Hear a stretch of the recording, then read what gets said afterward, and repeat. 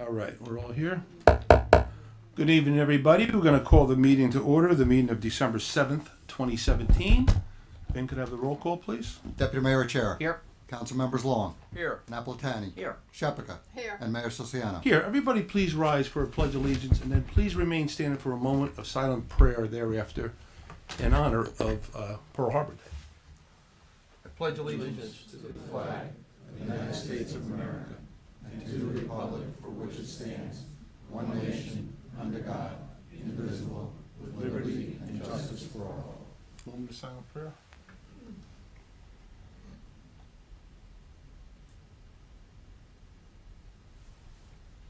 Thank you. Good evening, everybody. Glad to see you here, and welcome. Today's a special meeting.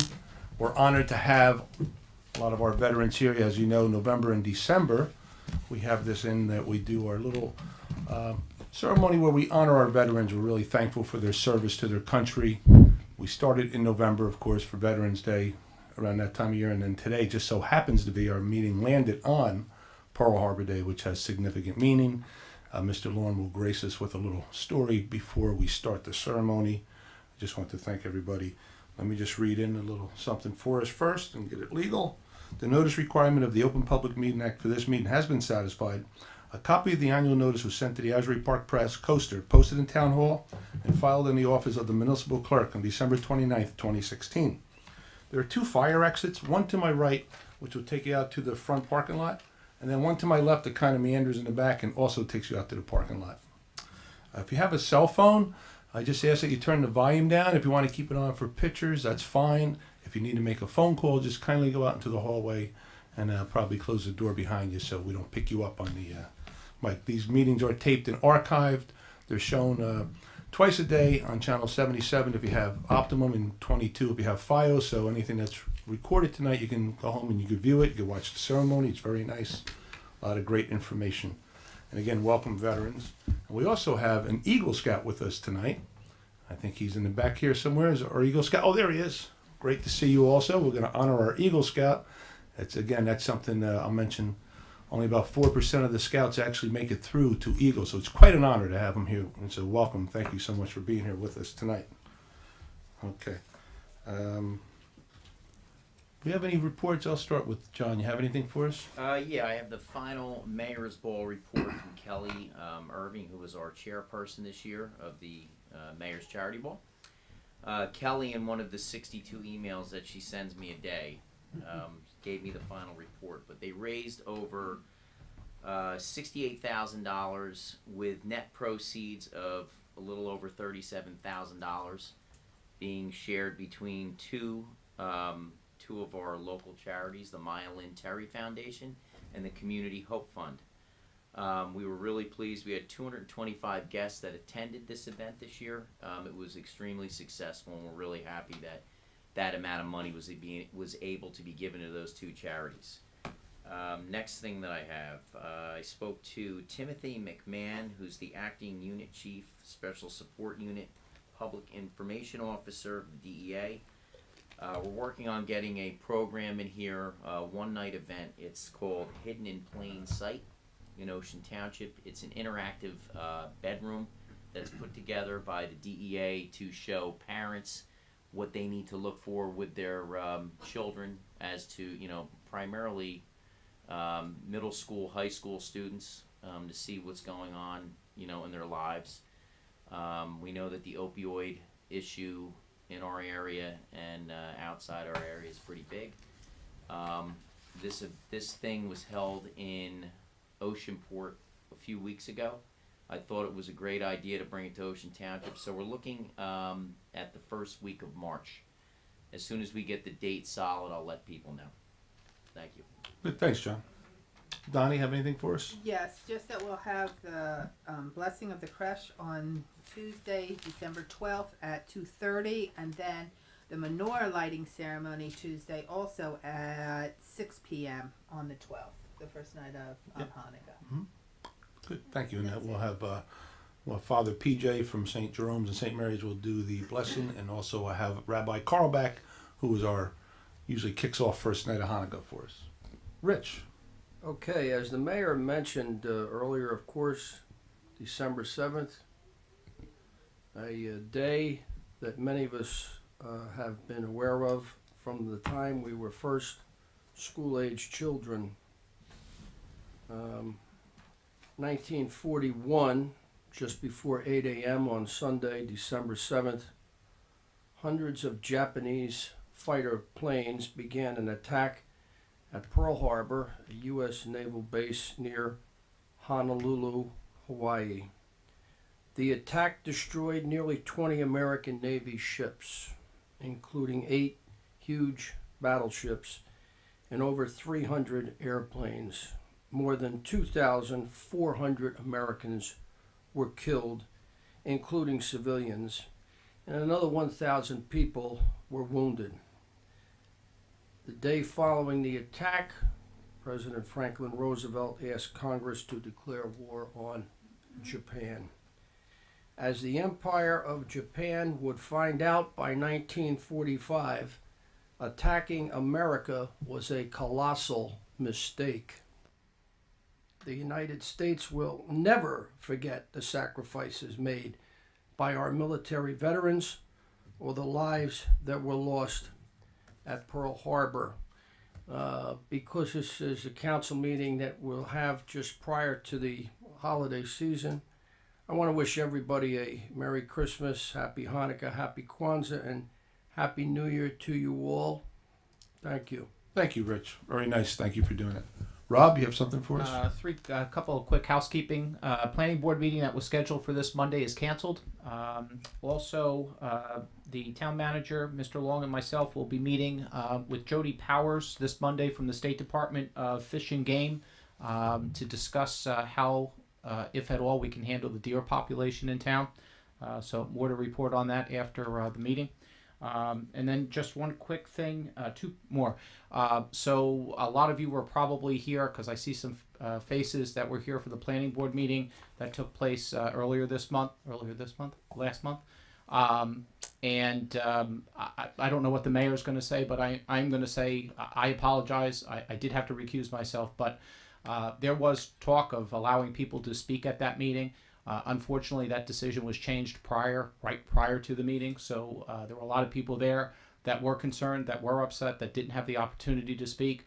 As I tried to say during the meeting, for anybody that wanted to come up to me, there'll be plenty of opportunity to speak on the topic that was discussed that night between now and before anything is approved. So while it didn't go smoothly, we apologize for that. You will still have plenty of time to discuss the topics.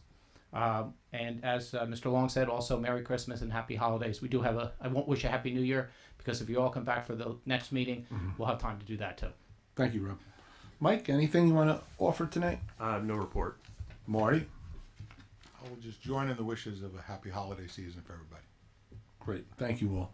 And yes, so just to give folks an outline of tonight's agenda, we're going to do our honorees here. So I'll have come down. We're going to do Joshua, our Eagle Scout, first. And is there somebody here from First Tee? Yes. Okay. Actually, we're going to have First Tee come up first. And then we're going to come down. We'll have Joshua. We'll honor him and hear about his story and his project. And then we're going to bring up our veterans. And then after that, we're going to get to our regular meeting agenda. As we go through the agenda, once that's over, you can make comments on anything on the agenda up to that point. But at the end of the meeting, then we'll have an open public discussion. Anything that's on your mind, anything relevant or germane to Ocean Township, of course, we're very patient. You'll have a chance to come up and speak into the microphone. Okay, so thank you for your patience in advance. And again, I want to thank our veterans, of course, which we will. Happy New Year to everybody in case you're not going to be here. Merry Christmas, Happy Hanukkah as well. We're going to come down first and see our friends from First Tee. Excuse me? Oh, thank you. I just wanted to say, well, I'm going to bring them up as well. We have our 2 assembly representatives from the 11th District here, Eric Cotellin. Let's hear it for Eric, and Joanne Downey. They're here to represent. And also, they love the veterans services, so they always show up when they can. Okay, we're going to come down and take care of this biz. They're all down there.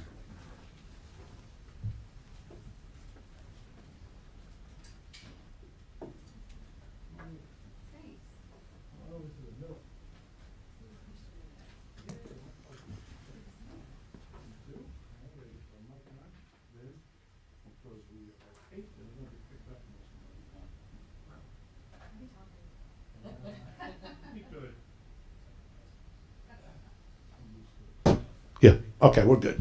Okay, so good evening, everybody. Thank you again for attending here. We have two guests here. So introduce yourselves for the audience. I'm Tara Kelly. I'm the executive director of the First Tee chapter that functions over at the William Larkin Golf Course at Colonial Terrace. Great. Pam Boccaccio, the program director for the First Tee of Monmouth and Ocean. Same what Ms. Kelly said.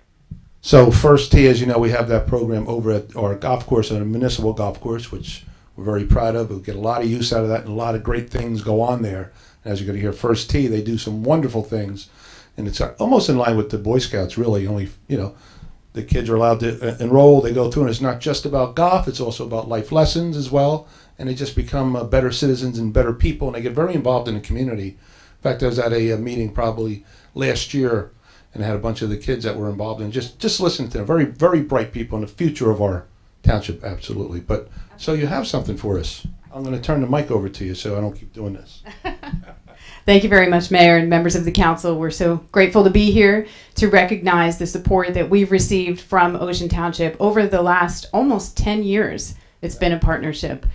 We have a practice facility over at the golf course, and we serve, since our inception over there, almost 2,000 children have come through the First Tee, and they're local children for Ocean Township. So that's really a tremendous impact. The First Tee program teaches 9 core values through the game of golf, such as respect, sportsmanship, perseverance, and the children can go through the program similar to the Boy Scouts, as the mayor mentioned. And we're very happy to see many more kids taking advantage of the program. We've been so very fortunate to have the support of Ocean Township and the residents here in Ocean Township as well. So we wanted to take the opportunity to thank the folks on the staff of Ocean Township who help us every day. Judy and Phyllis are here. Great people. Thank you so much. And we'd like to present to you on behalf of the board of the First Tee and the children and families who are served by the First Tee program here in Ocean Township. We have our proud partner flag that we know there's a space for in the pro shop, so we're hoping it will hang. No, listen.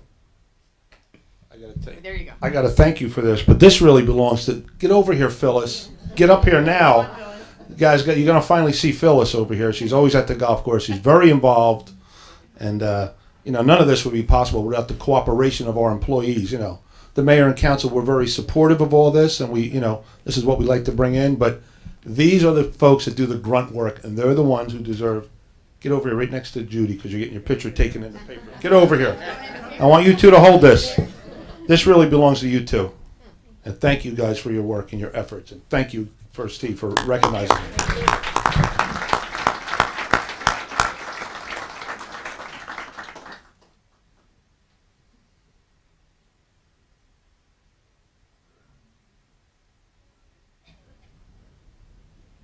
Anything you want to add, Jude? No, I just appreciate the First Tee being there. They do very much for our youth. The kids grow up to be great citizens. We're happy they're there. And good golfers. I think I have to go back through the program.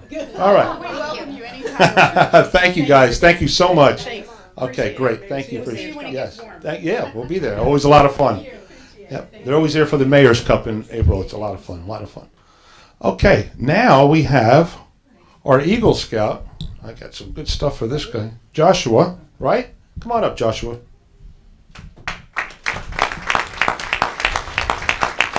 All right. Congratulations, first of all. So this is Joshua Miller, everybody. And Joshua has a project. He's going to tell us what he's done also. But Eagle Scout, as I mentioned, it's a very arduous thing to go through and complete because these guys, they start out younger. They're very involved. Sometimes they're coming out of Cub Scout. And they have to go through the steps and get to eventually Life Scout and then have a project. And then they have to go through, get so many marriage badges. You'll see he's well endowed here with everything, so he's doing pretty good. But it's something that a lot of distractions for teenagers. Like I've always said, when you become this age or in high school, girls, cars, friends, things get in the way, and it kind of pulls you off the bag. So the level of commitment, and for Joshua to have completed this, like I said, only about 4% actually complete. So it's quite an honor. So tell us about your project, Joshua. Yeah, so I did a boat rack over by Colonial Terrace over on Wickepeco and Bimbler. I remember I loved fishing and going kayaking and all that on the lake, and Don Brockle with the DLA Commission, and Mr. Brennan came to me with the project idea, and I loved working on it. It was fun. It was, great leadership opportunity, and I'm glad I was able to help the town out. I tell you, it's a great project, and actually a lot of people do use that over there, so it's really fantastic. Any of you who are from that area, you know what I'm talking about, but that's fantastic. That's a great project. Something you thought of yourself, and you said Don helped you with it? Yeah. I come up with the idea, and then Mr. Brockle just said, I made sure people wanted it and that it would work, and yeah. Well, great idea, and congratulations to you for completing and going through that. It's wonderful. We have a little something for you. It's a proclamation from the township, and pretty much it cites what a wonderful young man you are, of course. And then it goes on to talk about your project over there. So congratulations on behalf of the mayor and council. Please accept our proclamation. Thank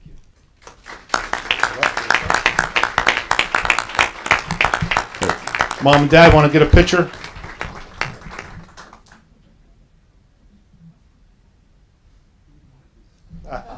Mom, too. I guess he doesn't want you in the picture either. Okay. Great. Congratulations. Thank you so much.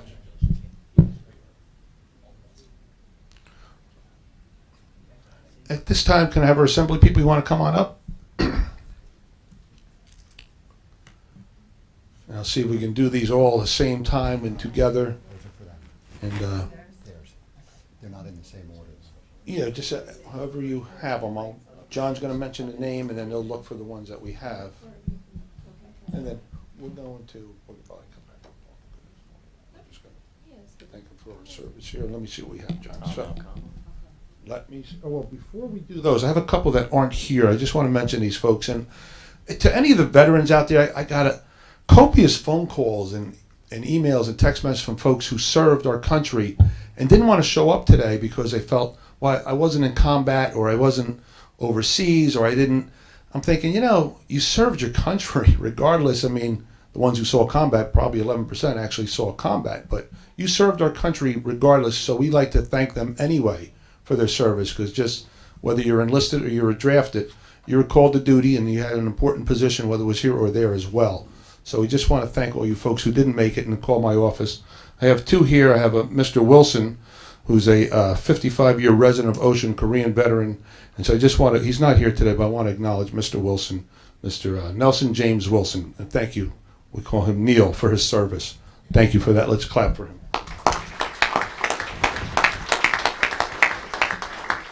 I got another nice letter from a gentleman. He tried to make it today, World War II veteran, Mr. James Thorpe. He couldn't make it with us today, but I might go and take a visit over there tomorrow. And he was a World War II vet, also 90 years old tomorrow. And so I think I'm going to pay a visit to Mr. Thorpe. He couldn't make it. Let's hear from Mr. Thorpe for his service to his country. Okay. Now we got a little drill here. We got to try to match our certificates with the assembly certificates. And they're doing that now. And if there's any folks at the end of this ceremony, if we missed you or we didn't call your name, please raise your hand or come on up. And if we don't have something for you here today, we will have something for you. We may have missed a couple. It's possible. We have about 20 veterans we're honoring. Is Mr. Alcomo here? Alcomo? Thomas Alcomo? Okay, well, Thomas served in the Vietnam War. And he was a member of the United States Army. He's honorably discharged, and we want to thank him for his service. Mr. Thomas W. Alcomo.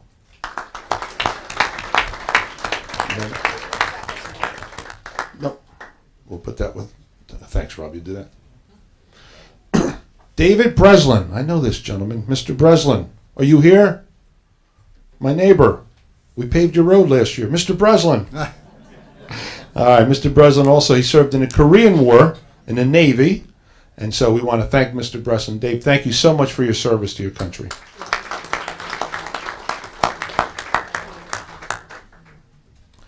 Okay, this guy's got a long list here. William Budd. Mr. Budd, are you here? Come on up, Mr. Budd. Vietnam War. Thank you for your service. So, quite a bit of accomplishments here. Navy unit. You can stand right here, so I'm just going to go over your record here. Navy unit commendations, Vietnam Service Medal with 2 Bronze Stars, National Defense Service Medal, Republic of Vietnam Campaign Medal with device. That's unbelievable. That's a heck of a service that you had for us. Anything you want to say about your service? No, I'd like to thank everybody here for recognizing me tonight. When we came back in the '60s, it was a different country back then, and we didn't get a whole lot of recognition coming back. But I'd like to thank you, gentlemen and ladies, for recognizing us tonight. Well deserved, sir. We're glad to have you. We're honored to have you. Please accept that on behalf of the mayor and council.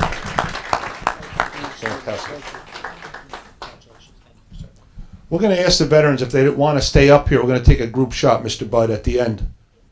If you want to we're going to probably line you guys up either side. We'll alternate. All right. Tony Caltaballata Sr., Anthony Caltaballata, are you here? You see Tom? No? Okay. He was also, Mr. Caltaballata was a Korean War veteran, also a recipient of a combat infantry badge. We thank Anthony Caltaballata Sr. for his service to his country. Thank you, Anthony.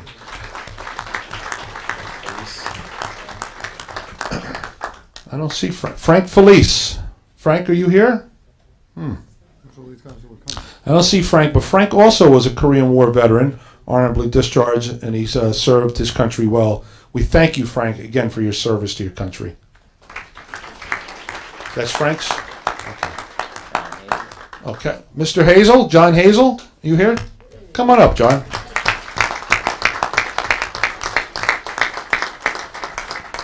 Okay, you got quite a list here doing the Cold War service, right? Okay.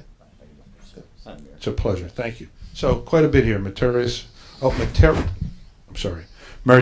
Service Medal, Army Commendation Medal, National Defense Service Ribbon, Korean Defense Service Medal, and Army Achievement Medal. Anything you'd like to say about your service? That's quite a bit.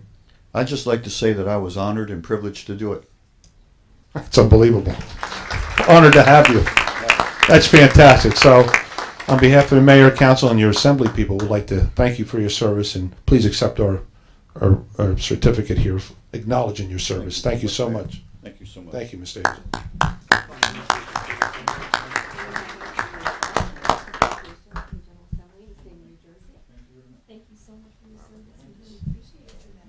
If you just, stay up here. We're going to take a group shot. Okay, Robert Wayne Landis. Robert, are you here? Yes. World War II, Navy. Fantastic. Congratulations, sir. Rich's dad was in the Navy, too, right, Rich? Yes, I think it's, my dad was Air Force. Army. Army? Army. I remember Army. Navy? Okay. Great. So, Mr. Landis, World War II. Unbelievable. When did you go in and come turn this way, sir? 1943 to 1946. Ooh, okay. 43 to 46, yeah. Overseas, or where were you? Overseas, North Pacific.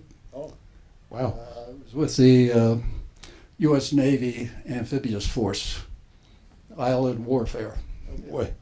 So a lot going on during those years, of course, I'm sure. Yes. And, well, unbelievable. We want to thank you for your service there, sir. Just amazing. I'm glad to see you're here. And please accept this on behalf of the mayor and council. Thank you for your service. From our assembly people. Thank you.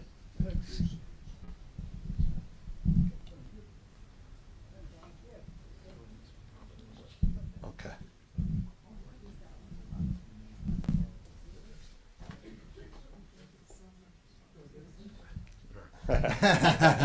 He made the walk. You might as well get a kiss. Attaboy. Okay. Robert Lynch. Mr. Lynch. Also cold water, right? Yeah. Unbelievable. Okay. So another one with many accommodations here. So you got the Commendation Medal. You have the Army Achievement Medal, the National Defense Service Medal, Parachute Badge, huh? That's pretty cool. National Defense Service Medal, and another. They have you twice here. Okay. Tell us about your service. Well, interesting enough, my mentor in the Army was John Hazel, which is really so. And I concur with what he said. It was a privilege, and I was 2 tours, mostly in Germany, West Germany, in the Cold War. So. Well, did you jump out of a plane? Just at Fort Benning. Oh, you got the badge anyway. And no broken leg, which is cool. Okay, that's even better. Well, we thank you for your service, sir. I think it's fantastic. And on behalf of the mayor and council, please accept our proclamation here. Thank you. think we have one here from the Assembly as well.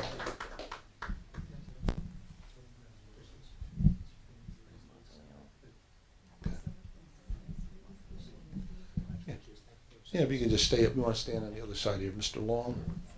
All right, Fred Monteleone. Fred, are you here? Great, come on up, Fred.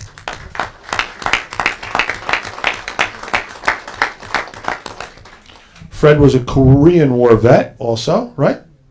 When did you serve, Fred? In the Army. Army, what years? 1953. Great. And then were you here, stayed here, or did you go? Well, no, I didn't go overseas at all. I stayed here. Well, that's unbelievable. Korean War, it's a long time. My dad was in that war also.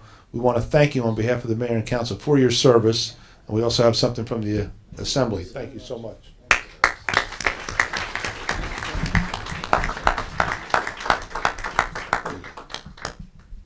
Mr. Montalone, this is for you here. Thank you, Mitch. Thank you. You're welcome. Our pleasure. Mhm.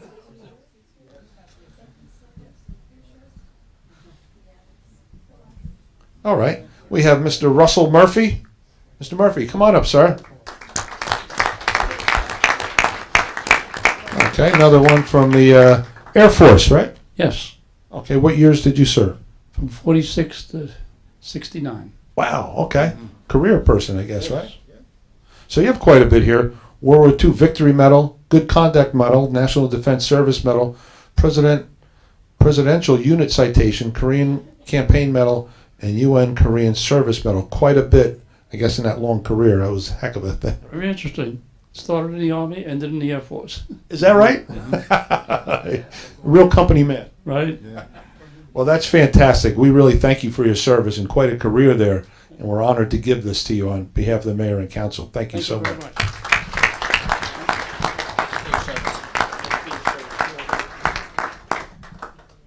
And we have something here from the Assembly as well. I think right there.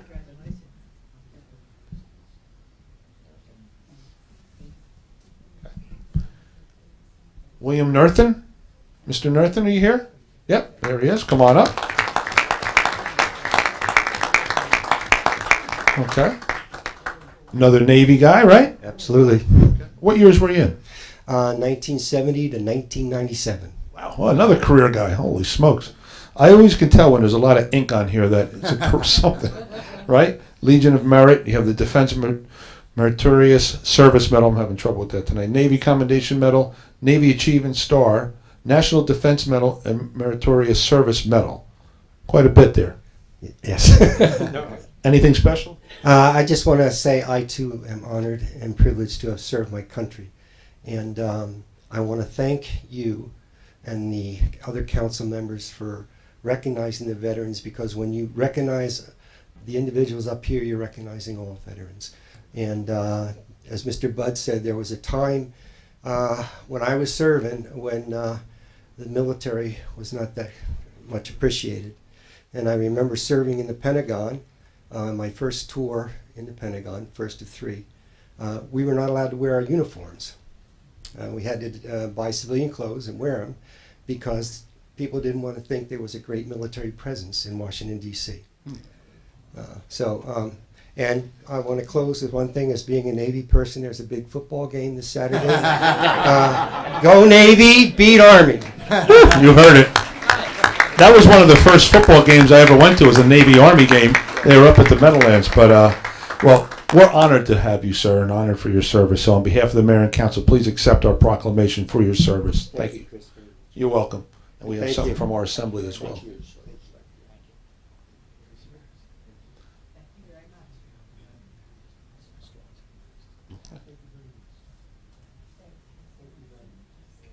Mr. Ostrowski, Robert Ostrowski, are you here? Sure, come on up.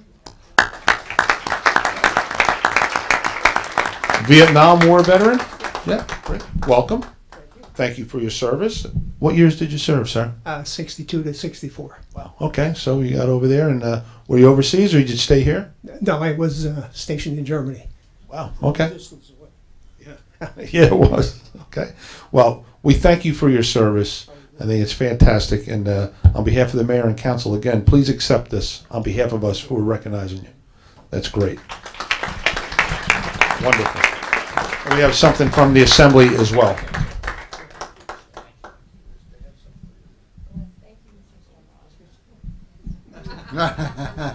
See, we started something, Joanne. You're the kissing assemblywoman. All right, better not go there. Right, Joe? Joe's looking at me like, back it off, Mayor. Back off. All right, Michael Rosner. Mr. Rosner, are you here? No? Not. We don't see Mr. Rosner here. He was also Navy during the Lebanon crisis. Wow, interesting. So I'd like to have had him here. But Mr. Rosner, we want to thank you, sir, for your service. Let's hear it from Mr. Michael D. Rosner. You have that for him as well? Thanks, Rob. Okay, my friend here, Mr. Sputnik himself, the man who has his own day in Ocean Township, October 12th. Mr. Stan Shadowski. Let's hear it for Stan.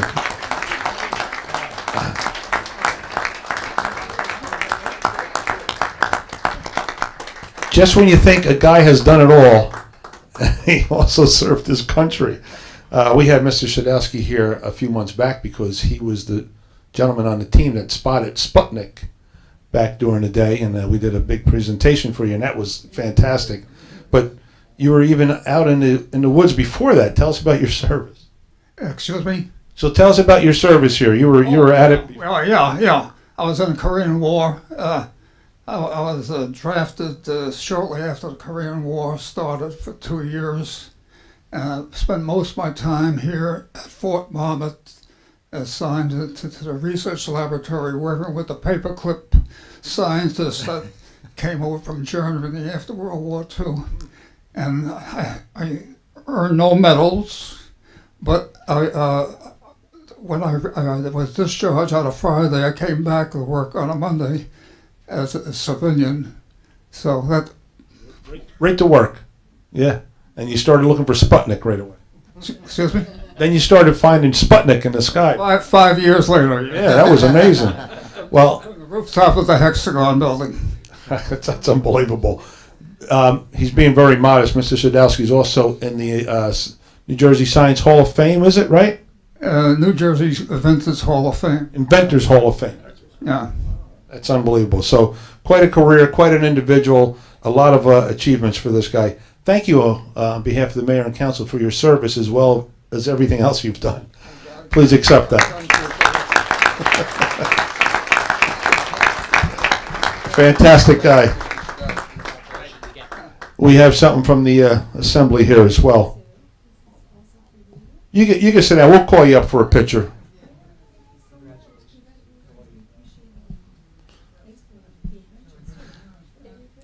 Oh, and Karen, we have his corrected. Yeah, I'll bring it by tomorrow. Yeah, Vinny fixed it for us. Okay, Mr. Tom Taylor. Mr. Taylor, are you here? Oh, come on up, Tom. Korean guy. Welcome, Tom. Yeah, good seeing you, man. So, Korea, what years did you serve? 1952. 52. In Korea. In Korea, you have quite a bit here too. Purple Heart recipient. We have a parking space for you. Yeah, it's already there. Korean Service Medal, National Defense Service Medal, Korean Presidential Unit Citation, and UN Service Medal. What the heck? It was good. It was good? Yep. Even with the Purple Heart, it was good? No, that wasn't. I didn't think so. Well, that's unbelievable, and again, that's fantastic. We thank you for your service to your country. Navy guy, right? All the way. All the way. Okay. So you're rooting for Navy this week. You better believe it. Are there any Army guys here? This is going to get ugly here. Okay, let's go. All right. On behalf of the mayor and council, please accept our proclamation. Thank you, sir. Wonderful.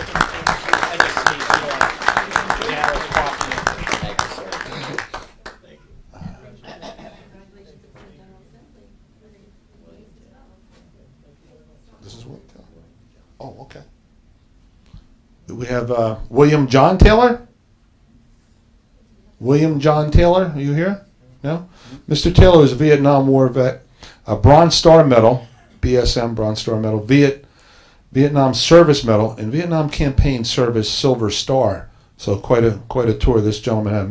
William John Taylor We thank you on behalf of the township for your service, sir, to your country. Thank you very much.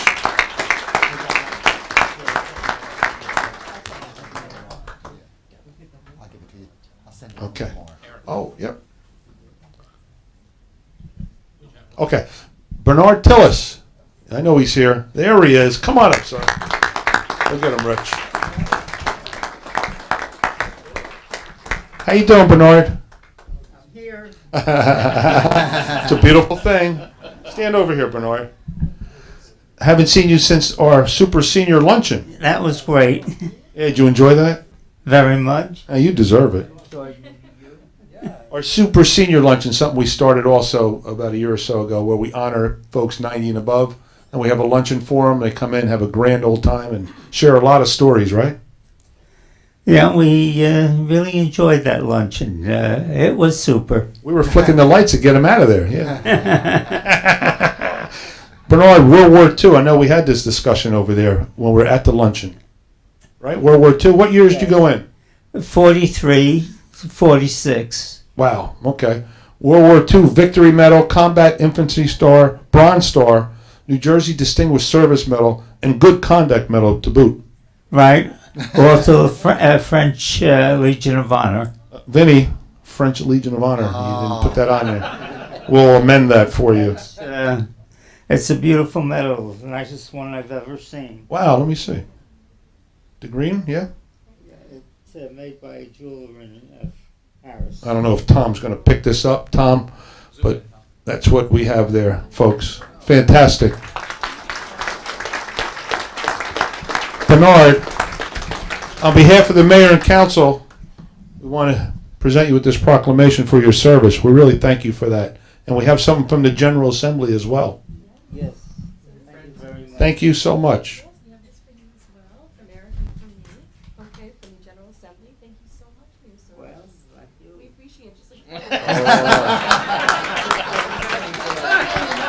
You know, you're leaning in. He's here. There's other medals that aren't on that certificate that he's earned. Moved right in. Listen. Okay. Eric, you're not so lucky, are you? All right. Mr. Donald E. Ullery Jr. Donald Ullery? Yes, another Korean War guy. Navy? Don't figure. Another Navy guy? How's this possible? How you doing? Good. Good. So tell us about your service. Well, I can't believe after 65 years I can finally make a legitimate complaint that's going to be recorded. You can do that. I joined the Navy with a group of 8 fellows from Long Branch in September 1952. And when we were taken into the Navy, they'd ask you what you wanted to be. And we all wanted to be like something sharp, like I wanted to be a mechanic on the aircraft carrier. My other friends, they just radio men, things like that. What's your second choice? We didn't have any. We found out we're all hospital corpsmen, became medics. Should have had a backup plan. My gripe is that I was transferred after medical school out to Camp Pendleton into the Marine Corps, wore Marine Corps fatigues, and was involved in bringing troops back from Japan to stateside. So it was an honorable thing to do, but I mean, I want to be on that carrier someplace in the Med. I want to be on tour there. That was a big, beautiful ship. Wow, hey, you did it. You're in the Navy, and we want to thank you for your service, and that's fantastic. On behalf of the mayor and council, please accept this proclamation. Thank you. You're welcome, sir. Thank you for letting me just get a little bit joking. Oh, yeah, I love it. And we have something from the General Assembly as well. Okay. Mr. John Jack Walzer Jr., are you here? Yep, here he is. Come on up, sir. Korean War. And guess what? Korean War, and guess what branch? I was drafted, Army. Like the others in the Army, right after the war broke out, and I took infantry and engineer basic, and I ended up in the infantry as a demolition person, and I served with the 27th Regiment, 25th Division until December 1952, when I came home after 8 months in combat and was discharged after 21 months as a corporal. And I think I'm here today because I missed the first bad cold winter. People don't understand how cold it was over there besides whatever else went on. Yeah, I heard that before. And I'm very happy that the mayor and council has recognized all of the veterans here. And we also have a VFW post in Oakhurst, which we'd like to see a lot of you veterans who live in the township and don't live in the township come down and join. We do a lot of I guess would be service to veterans. Besides, it's a good group to get down and talk to. We have breakfasts every other Sunday morning, and we have a lot of enjoyment and fun. They do, and it's very reasonable beverages there, I think, right? Yeah. 50 cents a rattle. I mean, where are you going? And I guess that's my career. I came home as a corporal and served 21 months altogether, and that was it. Wow. Well, that's fantastic. And you got the Bronze Star here recipient 3 times, Combat Infantry Badge, and New Jersey Distinguished Service Medal. Fantastic. Thank you again for your service. It's our honor to do this. Fantastic.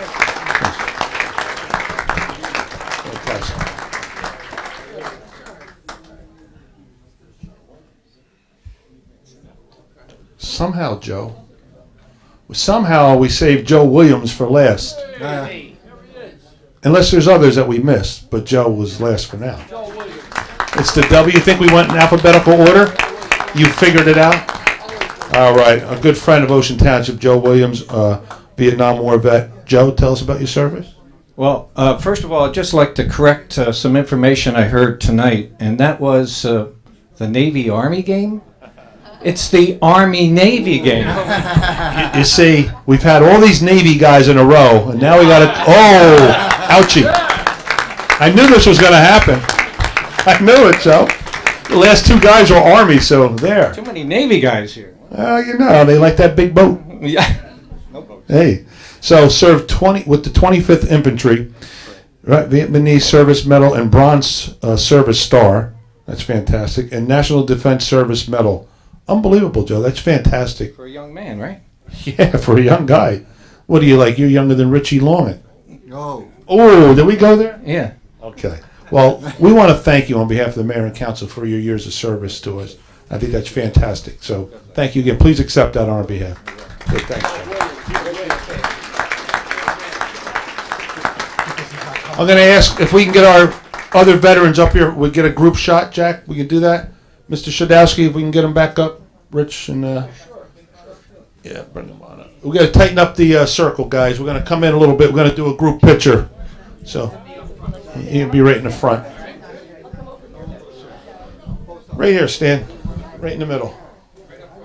You remember Molly Stitchway? We can mix it up. We don't have to. It doesn't have to be Navy, Army. We can share the stage, guys. Come on. Get closer to her. Everybody else wants to. Yeah.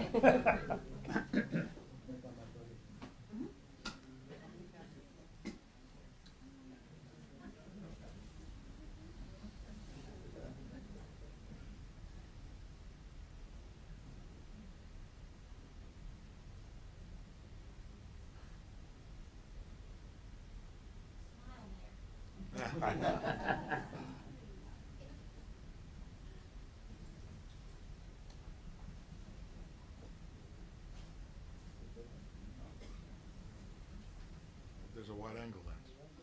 Got them all.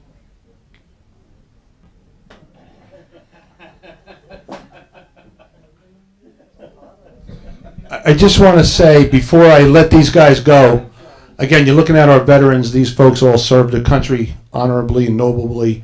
And without them, like tonight, we're going to have a public meeting. And on many public meetings, folks get up, have an opportunity to speak, say whatever you want, whatever's on your mind. And we accept that. We appreciate that. But you wouldn't be able to say a lot of things that you're going to say to us tonight. Some good, some bad, I'm sure, if it weren't for the service of these gentlemen. So when you think about that,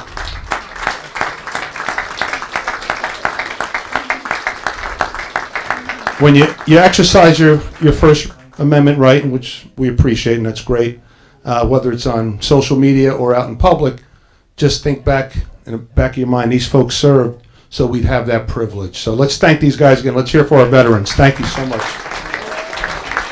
We're honored. We are honored to have you here. Thank you. We're going to take a short recess while these gentlemen get on with their busy schedules.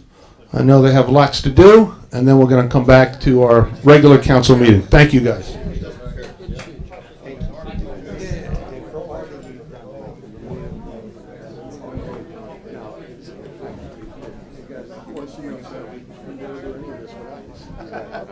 Thank you, Mayor.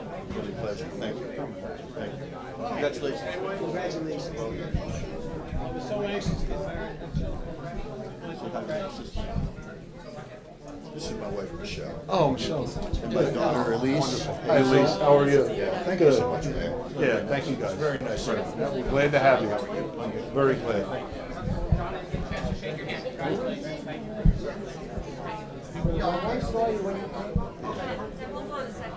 Thanks for bringing it up.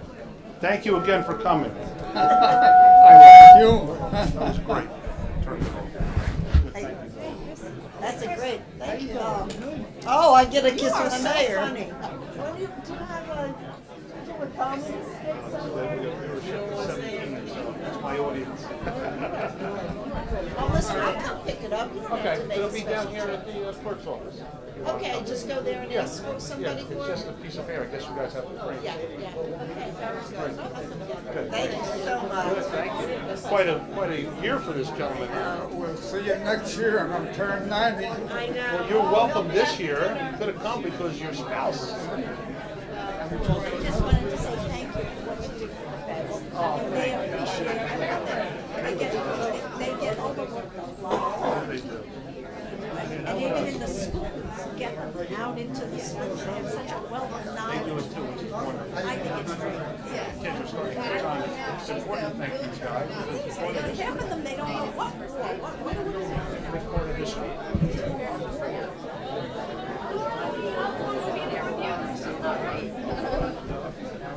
Everybody in the audience, you're saying? Oh, no. It's not that big of a crowd. Yeah, thanks again. I'm not blaming them, I'm thanking them. Thanks again. Thank you. No problem. Do you want a hand sanitizer? You know what? You have some? Yeah, if you don't mind. I will. You too. I put it on the table. Put the mic back. All right. You did a great job. Oh, good. You really did. Thanks. You really related to this. Well, it's good to make a little bit of a story.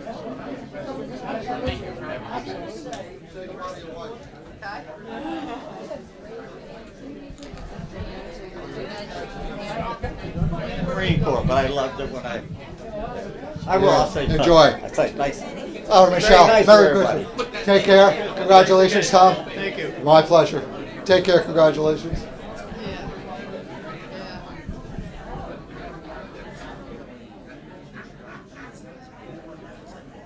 Well, they're coming in now. Yeah. During at the very end, 3 more came in, so I didn't follow, but you'll see a lot more people coming in. Maybe. Where'd Gino go? Is he still here? Yeah, he was all the way in the back.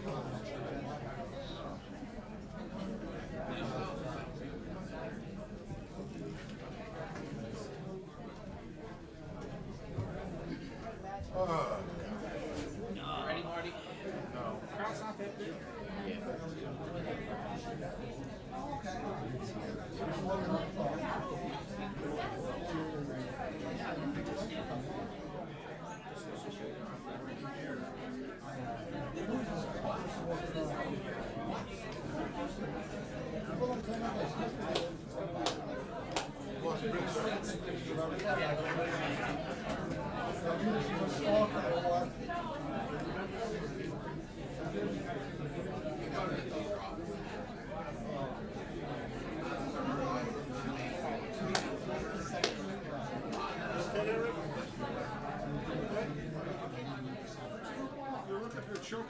Oh, that okay, yeah. Someone didn't know where. And Rich left this flat. I don't think that's good. Thank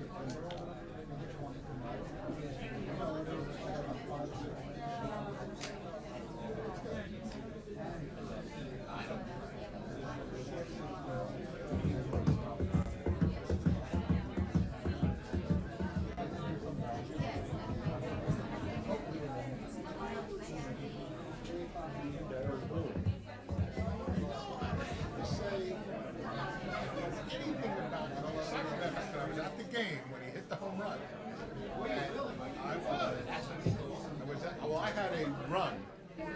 game, 2 games, 2001 World Series, where the first Martinez home run, Martinez home run. Saturday night. And then the next day I was at the game when Brocious hit the home run.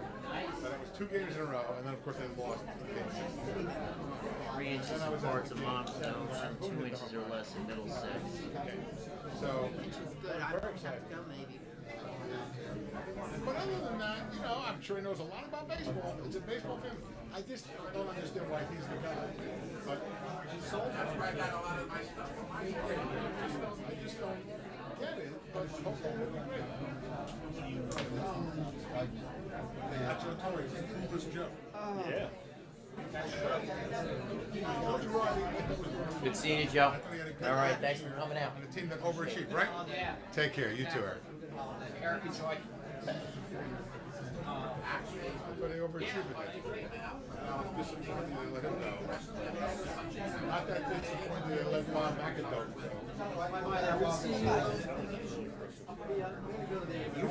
Oh, okay. Okay. I'm not sure if he's the problem. Still on the DLA commission? You're still on the DLA commission?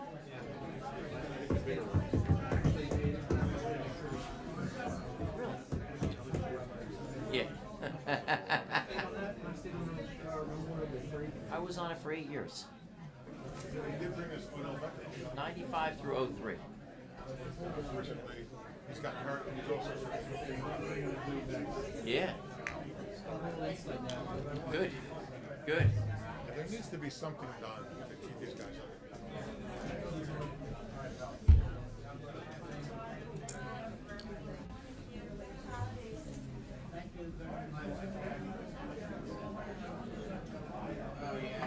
What's up, big guy? I'm lazy. Now you Really? on this thing there? Wow. Hopefully she's not related. According to I can hope and a pray for you. lawyer I talked to, and then I talked to Jennifer Krimko, and she said it should be okay. And then Gotcha. one other person, so we shall see what happens. Lives there now. Same house. See what Marty's thinking is. Her in Brooklyn. Brooklyn was the borough I hated. I was a Queens guy. One of the Nah. towns grew up in Queens. I'll send them to you tomorrow. We had letters for the streets. We had numbers. My wife. How's the Yankees going? So my wife was asking me questions about the planning board meeting, and I said, "You guys were here. Are they in favor of it or not?" I said, "I didn't ask, and I don't particularly care per se. You know, gonna answer it, but she's like, why don't you ask those? Because she's like, she told me.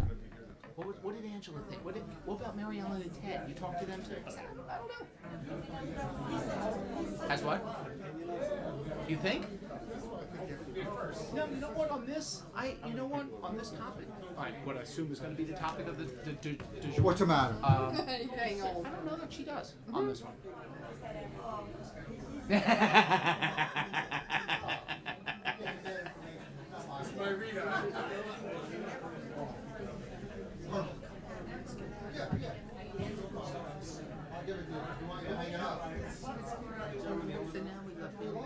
Yeah.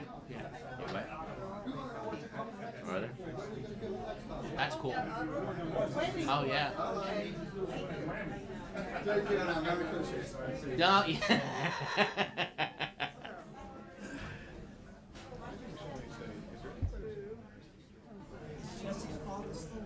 Yep. Let me tell you, he's going to outlive all of us. The guy's got 9 lives. He's unbelievable.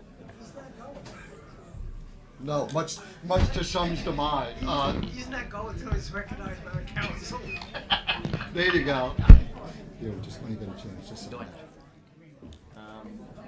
Oh, shoot, I gotta mention that too. Here. They can't even hear me when I'm. Well, you'll do it now. It's under consent. Mr. Geiger. Drive sober or get pulled over. Okay, I'll keep that right there, sorry. Mr. Geiger. Thank you for the card. Very nice. Take care. Merry Christmas. Where were you sitting? Where were you sitting? Not yet, no, we're, Okay. right. I'll see you Tuesday. I know then. what you're saying. Right.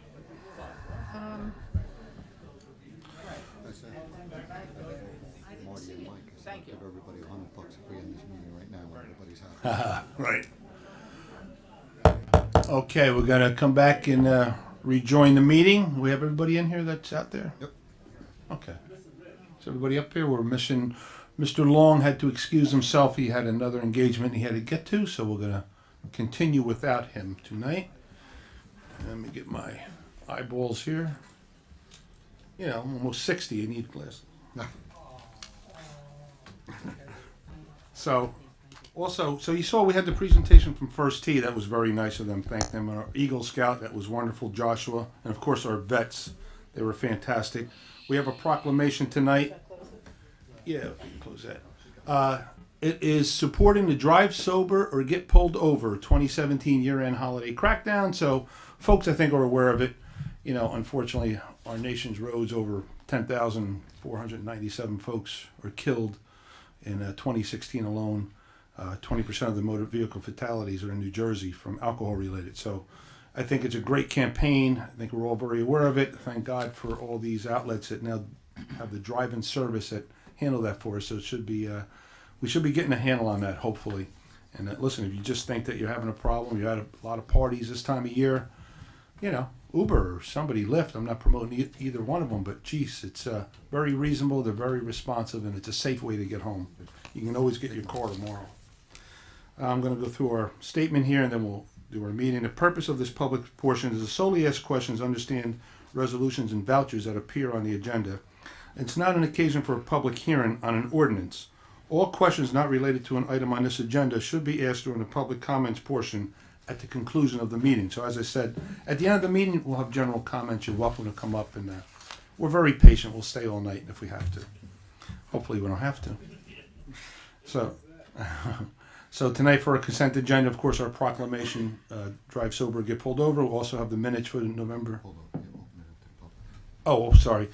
Before we do that, anybody have any questions on resolutions? Come up to the microphone, or vouchers, come up to the microphone, state your name and address for the record. You may.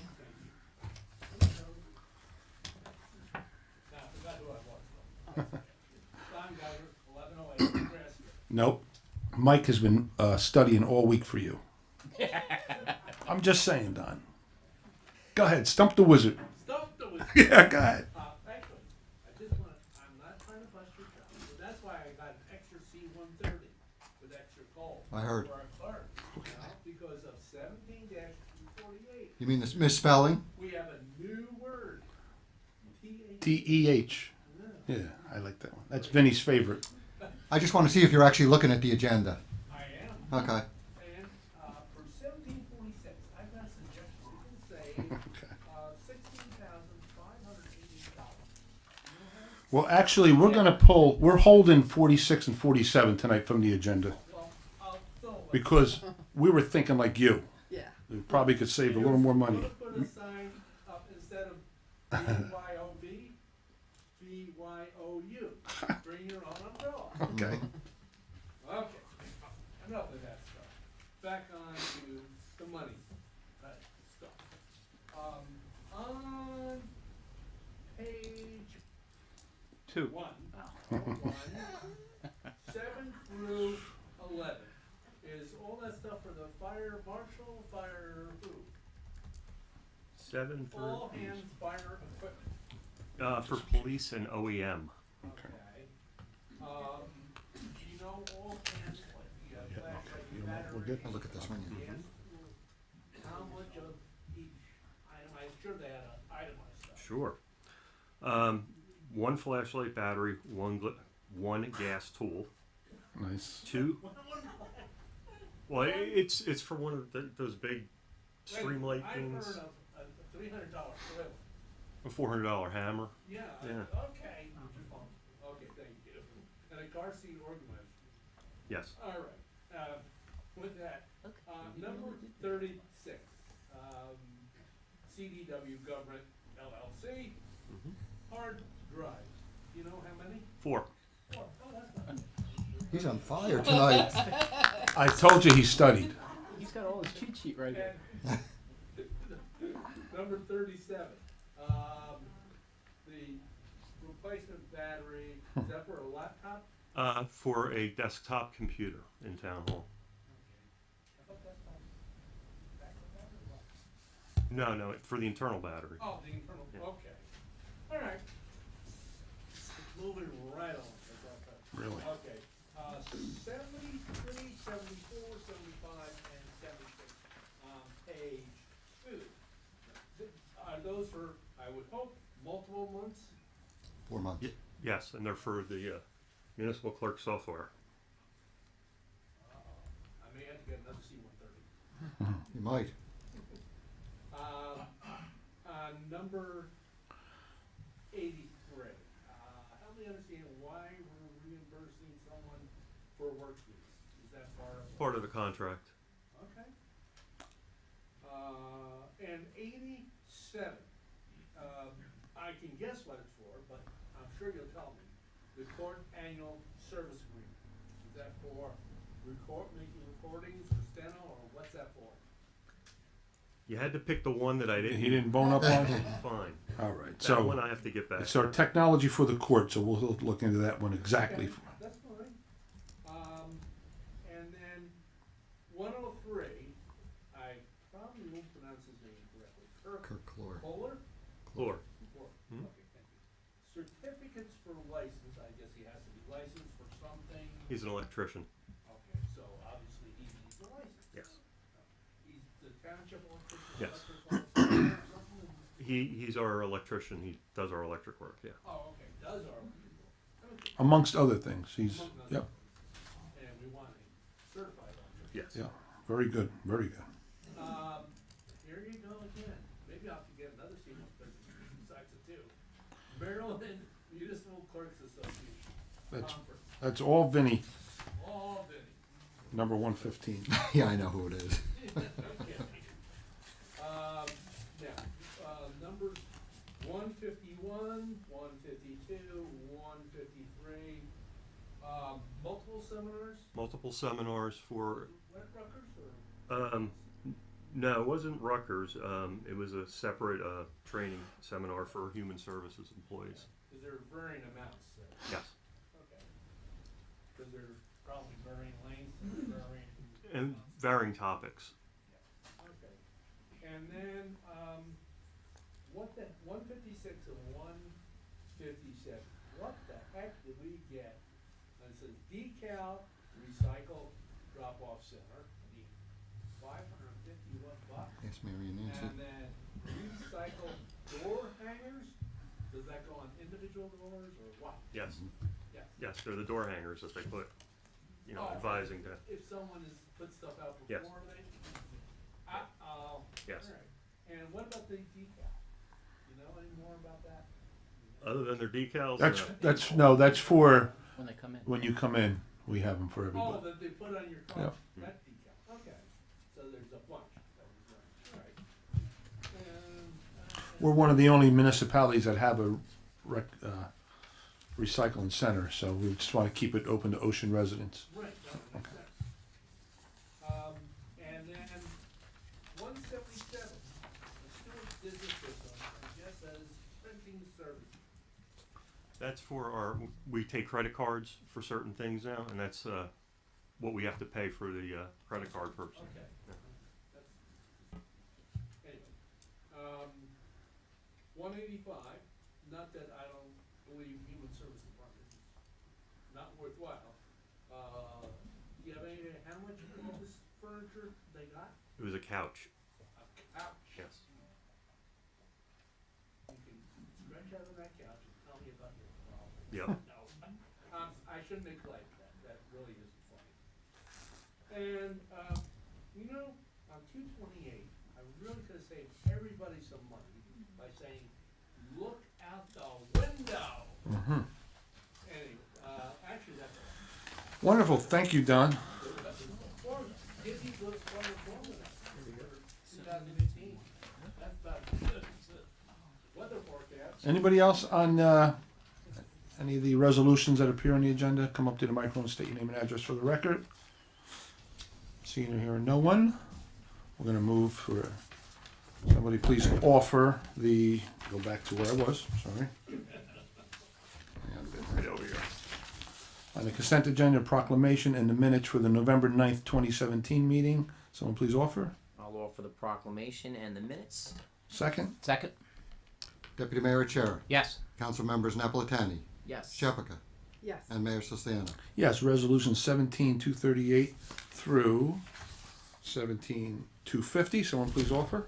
I will offer resolution 17-238 through 17-250. Second. Second.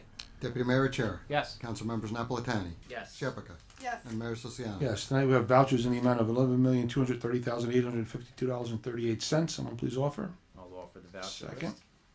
Second. Deputy Mayor Chair. Yes. Council members Napolitani, Yes. Shephaka, Yes. and Mayor Siciliano. Yes, resolution 17-242, authorize the transfer of funds in accordance with NJSA 40A 458 and SA 40A 4-45 4A. Transfer 12-717. Someone please offer. I'll offer resolution 17-242. Second. I'll second. Deputy Mayor Chair. Yes. Council members Napolitani, Yes. Shephaka, Yes. and Mayor Siciliano. Yes. 17-243, authorize the tax collector to issue refunds to the following properties due to overpayments. Block 17502, Lot 15, 174.22 cents, and Block 2519, Lot 2, $1,628.84. Someone please offer. I'll offer. Second. Second.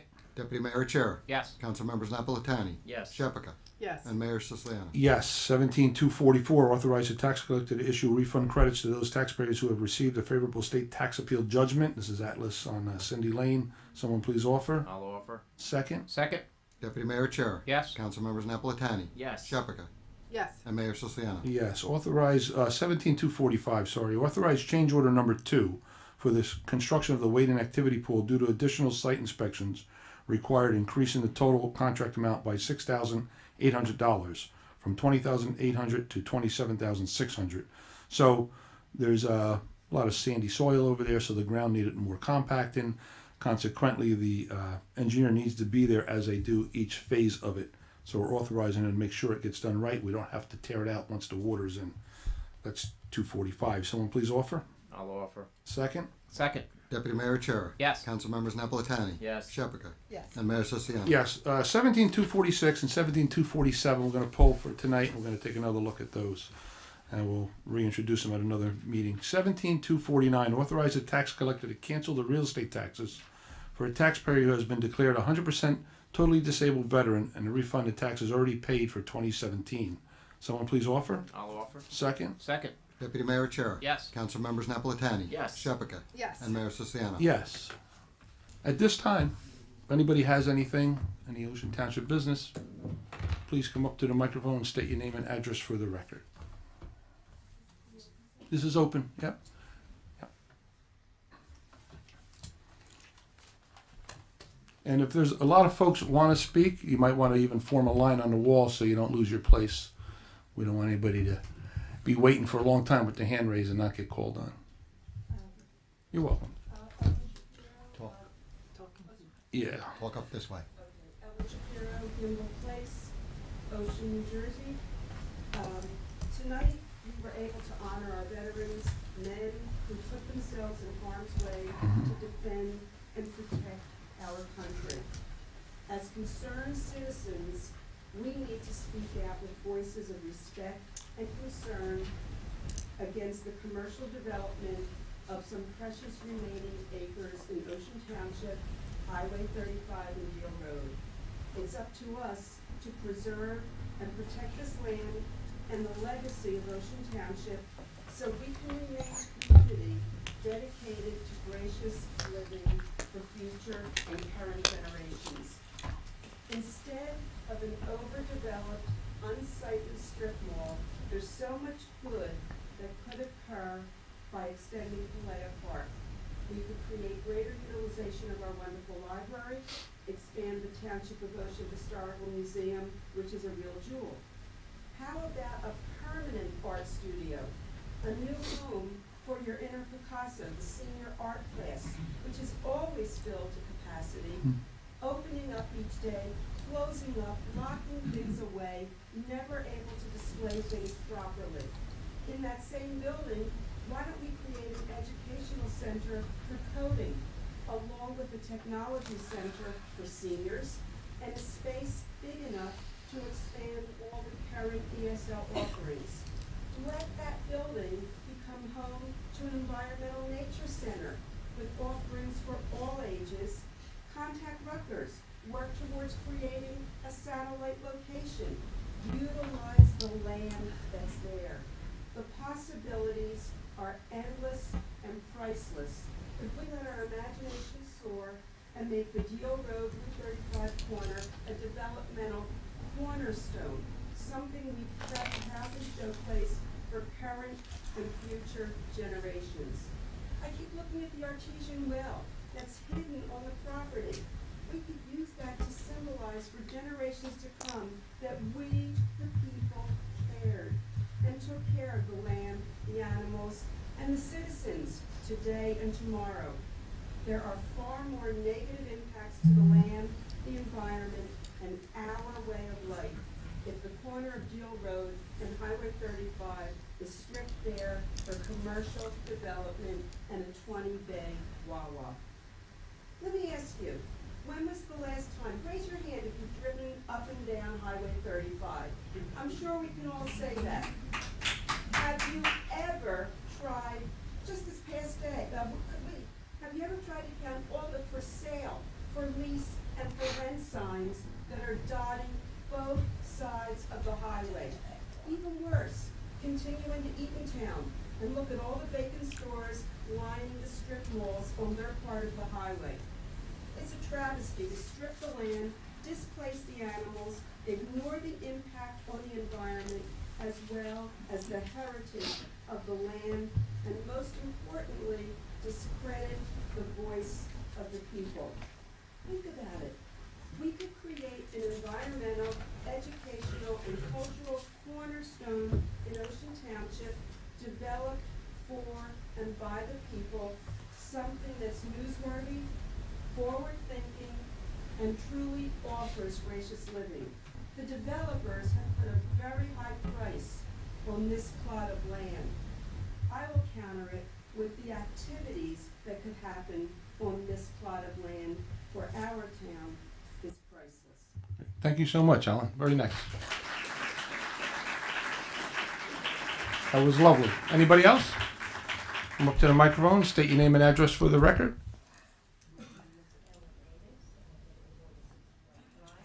How are you, Ellen? Good. It's Ellen Adis. She's going to fix her microphone. She lives on Dwight Drive. No, you're fine. That's why we sent Rob. Rob says you're fine.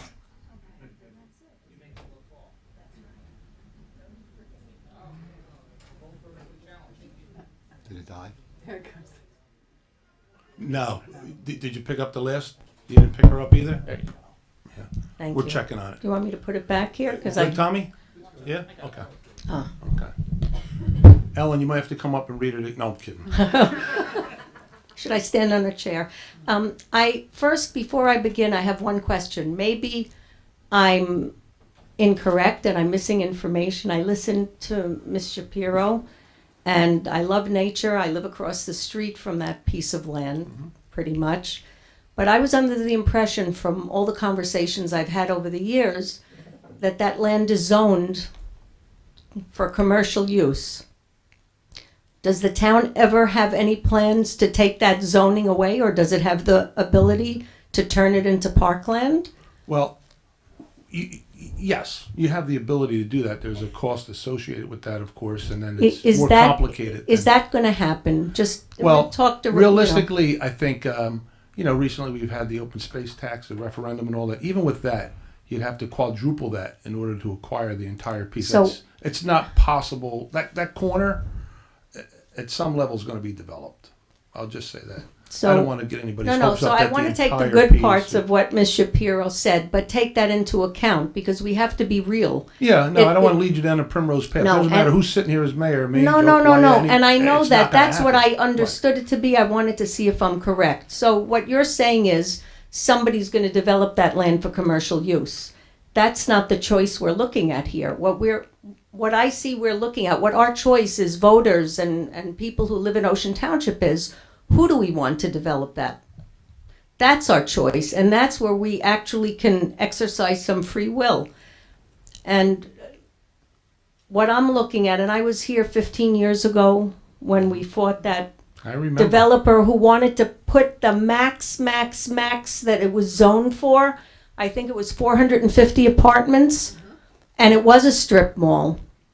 I've taken the liberty to familiarize myself what the current developer wants to do, and he wants to put 70 townhomes there, not a strip mall, a very small hotel, 100 rooms, I think, 120 rooms, and the Wawa and the Chick-fil-A so nothing's ever going to be empty there. It's not going to be empty real estate. But the density was so small compared to every other developer who looked at this.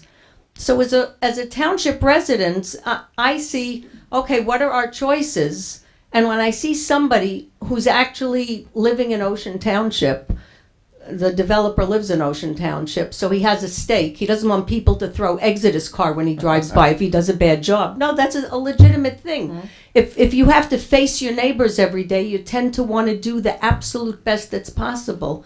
So I personally, and I live across the street, I never travel on Deal Road if I can avoid it because I can't get to my house because the traffic and rush hour goes all the way down almost to here. Right. So I have grandchildren that stay with me often. So I'm concerned, but I'm convinced that the best thing I've seen ever come before this township is what this group of developers wants to do there. I don't know what everybody else is aware of, but we're gonna find out. Okay. Shortly. Thank you, Alan. Thank Very you. Nice. Very nice. Anybody else? Come on up. Yes, sir. Mayor and council and everybody that's here.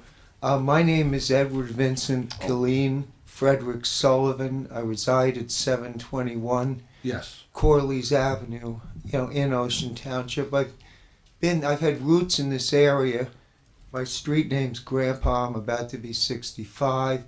I've lived in my home since 1980. Sadly, I lost my beloved wife about a little over 3 years ago. We're sorry to hear that. Thank you.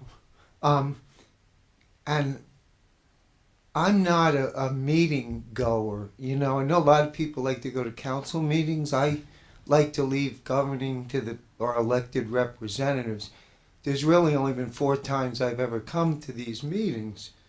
The first was when Mayor Weldon was here objecting to the third party. I was a capitalist landlord, objected to landlords being responsible if there's a third complaint. It just didn't seem American to me.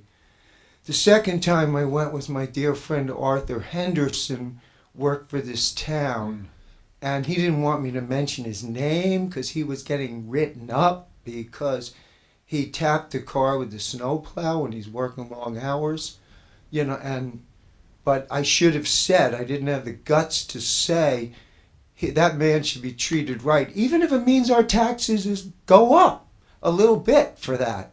We treat our employees right. I mean, Ocean Township's always had the best, road, trash, snow removal of any place, hands down. I think those guys should have had Friday off. Okay. I'm glad, I really do. I have a lot of respect for those guys. And the third is, I'm here on behalf of others. I am a person, property owner, pretty private person. I don't mind other people's business. And I have 9 tickets issued against me. I would ask respectfully, and I really am I'm not exactly a living saint, but I am respectful, and the system of anonymous, whoever complained is anonymous, and whoever made the decision to send code enforcement, the zoning officer and the housing inspector all writing me tickets, I would just respectfully ask who made that decision, so that, because I prefer to write because you get heard that way. I would respectfully ask this council, where did this come from? I don't wish my neighbors a problem. I've written 2 letters, one to the person that complained anonymously, because whoever complained anonymously probably doesn't want me on their property. I respect that.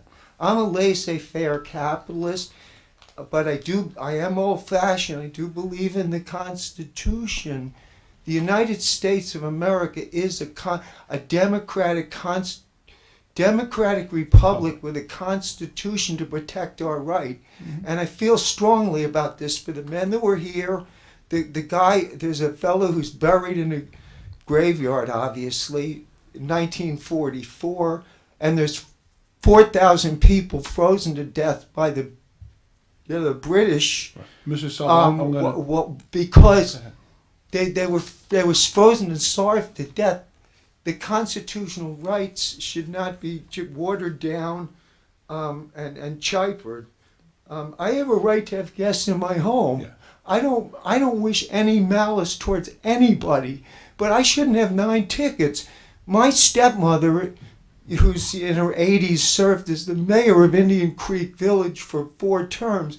And she said, what the heck happened? It's obviously came from the council, because I don't think all these people decided they didn't like me and started writing tickets. I want to, and the judge, very respectful, I will say. Keensburg's corrupt, Neptune City's prejudice. This man is respectable, okay? But Nice he's to saying hear. I face $2,000 per ticket, and people, I believe in the trees too, but people who I'm housing, who I knew everyone. Yes, we've had incidents, times when the police came, and they've always been very professional and decent, and so have all the people working for this town. But I shouldn't have tickets for trying to help friends who I knew before they moved in, who happen to be poor and homeless. This is a disgrace.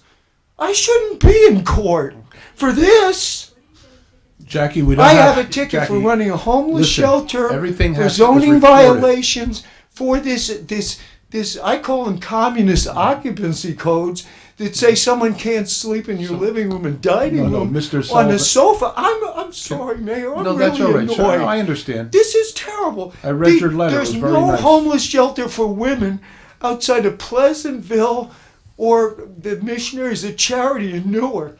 I have some people, we've had some incidents, but the police have been wonderful. They are. If They you are want, wonderful. They gonna really offer, have been I'm going to offer you totally- this, sir, because I read your letter. It was very nice and very well written, by the way. Thank You you. did a great job. And I understand where you come from. Just as you mentioned before, what a great town Ocean is, and we try to preserve that, and especially the tranquility, and folks have a right to quiet enjoyment themselves. Yes. So we receive complaints, not even any of us directly. But if a complaint comes in, I just want you to know the process. It'll go through, it'll get sent to code enforcement, and then they'll also follow up on it. And that's probably where you got. I have 9 tickets. I'm going to court. I'm going to court Tuesday. All right, well, And if you want to come in the tomorrow. judge says you better get a lawyer. It's going to be $2,000 a ticket, and worse than that, they may tell me that people can't stay. We have Well, there was the a problem. question. People, 4 of them have left. They found housing. One got That's Section good. 8, and this is a family I've known for 30 years. Within a period of 2 years, her mother died, her cousin, her brother, and then her uncle. That's So terrible. yes, they caught us at a bad time. They were on the, Yeah. sleeping on a mattress Just on the happened to floor. catch- I got it. Now they've moved. If you have time tomorrow, you want to come in and see myself and the manager, we can talk about it, and then I would love to, because That'd be this is great. heartbreaking. I love this Yeah. town. I'll be here in the I morning. love my Just- neighbors. You're a good guy. I We am wanna so keep you. respectful of them. I did the anonymous letter, which they didn't want to do, but I said, how can Yeah. they contact them? If they're complaining against me, they don't want me on their property. I respect that. Right. I say hello to everybody. I don't wish anger. I'm not an angry person. I'm sorry. I'm a small-time homeless prevention geek, and I'm the happiest. I miss my wife, but I'm the happiest person on the planet. Probably going to be alone all my life, but you know what? I'm 50 years. I'm going to be dead. I want to make a difference. Okay, I appreciate that. That's very nice. We'd like to we want to be a community of gracious people. Mm-hmm. That's what, not just gracious living. We want to be it's like the police are there to protect and serve. They do a damn good job. I want to be part of a community of gracious people, and I'm not a council goer. You know, I'm not trying to take Sure, no, anybody's job. I understand. I'm But not- I look forward to seeing you tomorrow. You come in and myself and Mr. When's a good time? If you want to come in 10:30, be best. Oh, thank you. That'd be great. I look forward to it. All right, God bless you. Thank you for coming. And You're those you welcome. love. Thank you. Thank you, sir. Anybody else? Jackie Wenzel, Deal Road. Hi, Miss Adis, Mrs. Adis. I haven't seen you in some time, and I'm sorry about the loss of Bob. I've enjoyed the battle with him the last time. Actually, you reminded me of a letter that actually Bob Adis, Steve Levy, and myself wrote to Governor Christie at the time. And it was about the rezoning of the corner, 35 and Deal Road.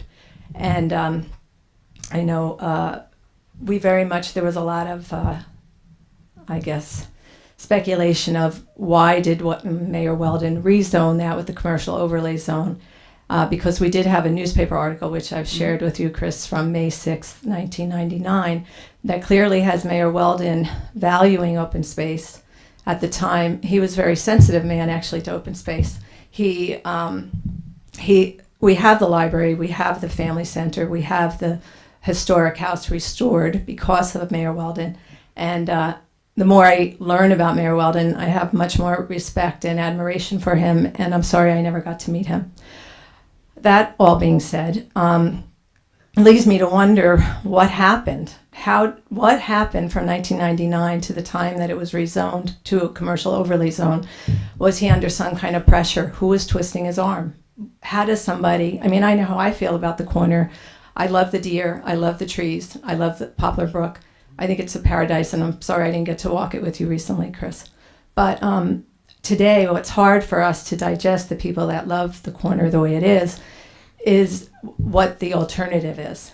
We have all this nature, we'd love to keep it. I understand we can't keep it all. We can't afford it all. But now we have an open space tax that's gone through, and I think if the 4,600 people plus, all could come forward and we could raise some funding to help supplement even what the open space tax is, we could buy a portion of that land. What we'd like to buy, I'd really hate to see that big black parking lot. I know it's a very nice development for some areas, but not this town. We're a quiet town. You live in a different side of town, on Deal Road, Mercer Court, behind the park on the north side, where all those wonderful, cute little streets, you go down them and there's forest at the end of them. All that's going to be dramatically changed. I mean, it's like somebody coming in and just like stomping on us. And it's shocking when you look at that Paramount. It's a beautiful rendering of something special for some highway in the middle of our country. You get on Highway 66 and you want to drive and you need to stay at a Marriott hotel, but we don't need that here. It just does, it's not compatible with our quiet residential neighborhood. It's really overkill. And I guess, I keep going back to, people say to me, stop bringing up the past. I know that. But here we honored the veterans today, and it was about the past, and things that take you from one place to another are important. And I feel like if there's a way to minimize the commercial overlay zone is something no one has ever really properly explained to me what that is. That no longer exists. Well, now, let me try to explain. Well, then how is it commercial? Jackie? If it no longer exists, it was low impact commercial. Let me try to explain it to you, but also try to explain, you mentioned the Mayor Weldon. What Mayor Weldon did as part of this entire transaction, there was a larger tract that was all potentially zoned either commercial or residential. And then he purchased, when that was sold by the Turner, I guess it was the Turner family, sold the tract.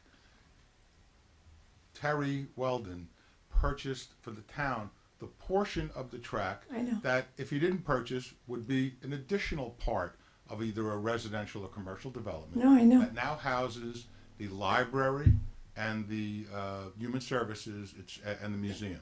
So that whole section would have been part of this overall development.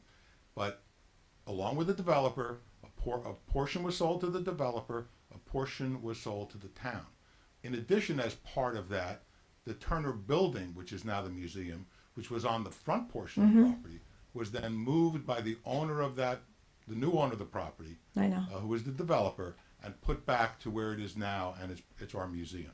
So that was all part of a transaction back then, with the understanding that this zoning was going to change to what it became. It was an overlay zone, which means that the original zoning for that property, the front piece was commercial, that fronted on 13 acres on 35.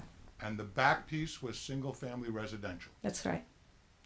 And they created the overlay zone and said, okay. But what is it? I'm Does the gonna- overlay zone trumps the master plan? No.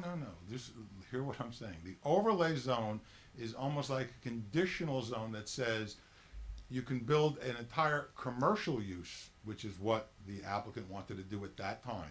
You can build this commercial use. However, if you're going to build a commercial use, then you have to provide these additional improvements to the property, which included the jug handle and then the slip road that was going to ease traffic, was the plan, along Deal Road, so that people who were going west on Deal Road were going to be able to take the slip road and go onto 35 North instead of having going to the intersection of 35 and Deal Road. People who were going north on 35 and wanted to go west onto Deal Road instead of doing what they do now, which is coming up to Deal Road and having to make a left-hand turn onto Deal Road, would have the jug handle. Those two pieces of property, those two items would be on the applicant's property. He was giving up that section of his property and paying for the improvements to help the traffic from their perspective, and I think from traffic experts' perspective. And that's why they moved the house. So it was created as an overlay zone, which meant that any developer could go in and develop that, or they could develop it the way it was originally zoned, which was the front 13 acres commercial and the back residential. So that possibility was always there. With no improvements. With no improvements. So what you're saying is the commercial overlay zone was not done for Stop and Shop, it was just done? I'm saying it was done for the developer, who at the time was Stop and Shop. Right. But what I'm saying So is, why would he do that when he valued so much open space and green acres? As part of that transaction, Jackie, he got that whole piece of land that now houses the library and houses the Human Services Department and the museum. That was all part of the one transaction. No, because in the article, it clearly states that he acquired that land and that what remained for any developer, that was before Stop and Shop. That deal was made with the Turner family. Yes, well, read the article. That was with the Turner family, and he was looking at that point, I guess 28 acres, which was left, and he said 13 acres on 35 should be developed for low-impact commercial, meaning a doctor's office, professional building, research center. I'm going to send the article to you, so this way you're not making those faces. And then on Deal Road was to be 70 residential homes, and he's quoted saying, I hope those homes are not built because it would put stress on our schools, and it would put stress on our traffic conditions. And I hope more open space funding can become available so we can buy it all. So no, it wasn't, that was incorrect what you said. And so that's what we would like to have back. We would like it the way Mayor Weldon had it before whatever deal happened with Stop and Shop. And that's my feeling on it. I don't want to be the only one who speaks at these meetings. I know there are a lot of people here tonight that want to Jackie, speak. Just so I understand it, you want the front 13 acres to be commercial. Low impact if possible. Low impact commercial, and the back to be single-family residential. Sure. I mean, if it's going to And be residential recognize- homes but like hold we it, have. hold it. Recognize that if that happens, and I'm not saying that's wrong, but recognize if that happens, that means no road improvements, because the person who develops that doesn't have to do road improvements. Well, that's all up for conversation. Why would you say that? Well, because if it's zoned the way it was zoned, like you liked it, that didn't require them to do road improvements, number one. Okay. Okay, because, and in addition, it didn't call for 75-foot buffers along Deal Road. So I'm not saying you're wrong to want it that way. I'm just saying it might not be better than what's proposed now, but It would be. No. Well, the thing is, perhaps, as Mayor Weldon said in the article, some Green Acres funding comes along and it never does get developed, so it won't impact our schools or traffic.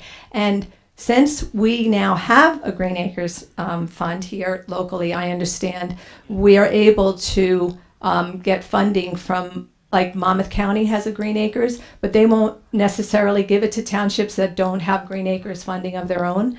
So we may or just be open to more opportunities, and that's really what I think everybody here would like. And there were more people obviously at the planning board meeting, and some of them shied away because they feel like it's a done deal and no one's going to listen, and they get frustrated. So we have probably a quarter of our crowd missing tonight. We always listen, you know that. But yes, But, but not everybody. I think more people are listening now. Clearly, I think believe anybody's ever been and shut down. I'll ask the mayor because we were going through this before.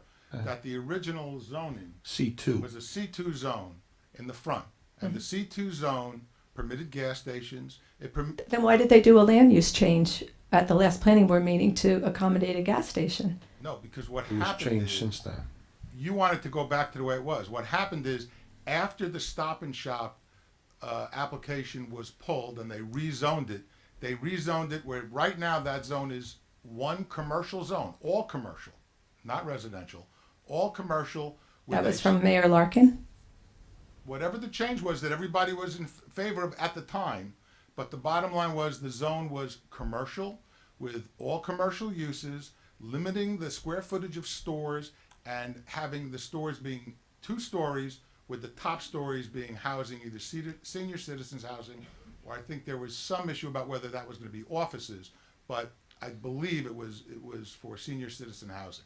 So that is what it became. So the current zoning is, I believe, 100% commercial. The previous zoning that you say you preferred. Oh, it was Mayor Weldon zoning before it got rezoned for Stop and Shop, and that's my big question. Mayor Weldon was the mayor when it got rezoned for Stop and Shop. Yes, and so what happened? What changed his mind?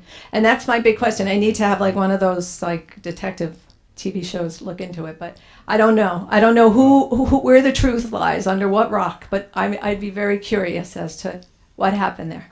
Anyway, I'm going to stop for tonight because I know the we're going to get more into it in the new year.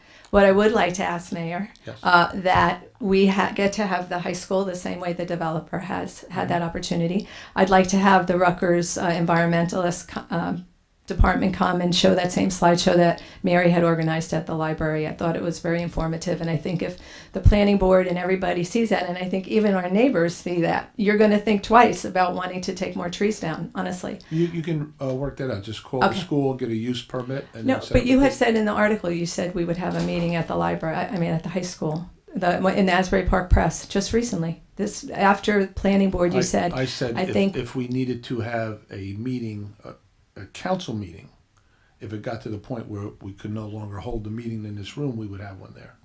Oh, but that wouldn't be with the plan. What did? I'm the one who was quoted. He might have misquoted me. I'm the one that was speaking. Okay. You gonna tell me I didn't say that? Okay. The horse's mouth. I'm telling you, I didn't even say that. I didn't even say we were gonna move the meeting. I think Dan Radell just took that upon him. I did say that. There's a lot of people here. So this, you were just talking about a general We just council talked about meeting the like council this? meeting. Yeah, absolutely. Well, there would have been more here tonight, but I guess you had sent an email out that said we're not going to have any discussion on this tonight. It's going to be for the veterans, so people. No, Jackie. You can't. It's not what I said. What did you say? It's on Facebook. Look it up Okay. on your I phone. thought you What I said said it was, wouldn't- you're all welcome. However, No, I as know you always, said to that. come and talk. We're not having any action on ordinance 2302 Right. tonight. Right.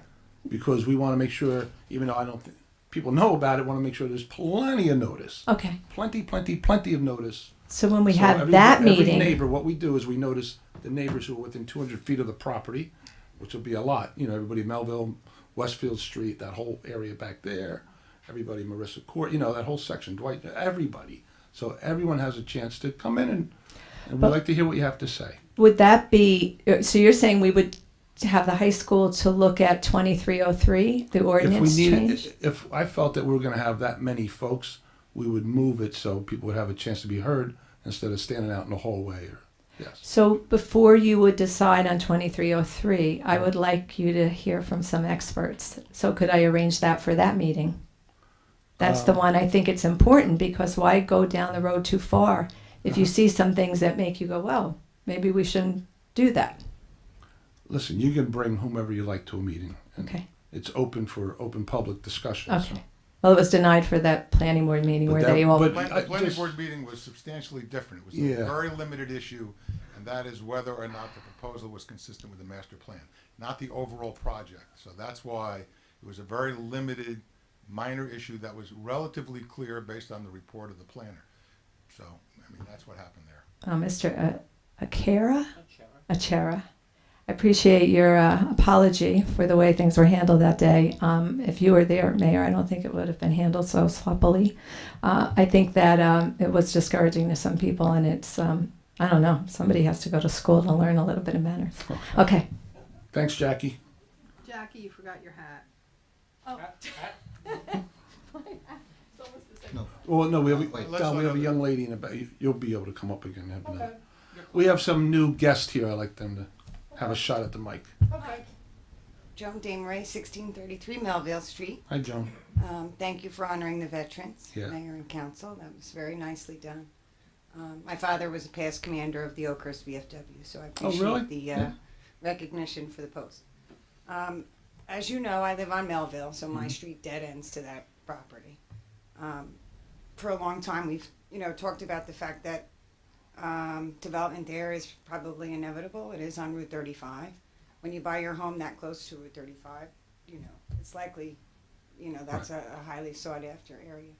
I would hope that the council and the planning board and the zoning board just recall that that neighborhood is so close, and so that if there is something there, it's done with, maybe scale it down a little. Seems a little large to me, the plans I looked at, but I know you have to go with, with what's within the zoning and the requirements, that are allowed to the developer. Somebody owns that piece of property, they do have a right to develop it. However, it is a busy intersection, and over time, that has changed many times. As you acknowledge, the zoning has changed so many different times that even while sitting here listening, I was thinking, do we keep changing the zoning every time there's a new applicant? Or, there is a master plan. I would hope that we would stick to it and try to work the best we can with what we have here. I think over time, we've done a good job with that. I've lived here a long time. I would like to ask, on West Park, I know that the tennis center is coming to be completed. Has there been any discussion with the county regarding improving that roadway? Absolutely. So if It's you in could give us an phase. update on that. That's in several phases. So the first phase one, they're just going out to an RFP for design now, which they should have probably early spring. And once they get in design phase, then of course then they can put it out. Engineers look at it. That's okay. Then they'll go into the next phase of getting quotes on actually construction. So starting from Route 18 to Poplar Phase 1, and that's widening the road, making some improvements, and To Poplar, just the small part in front of the Greek church?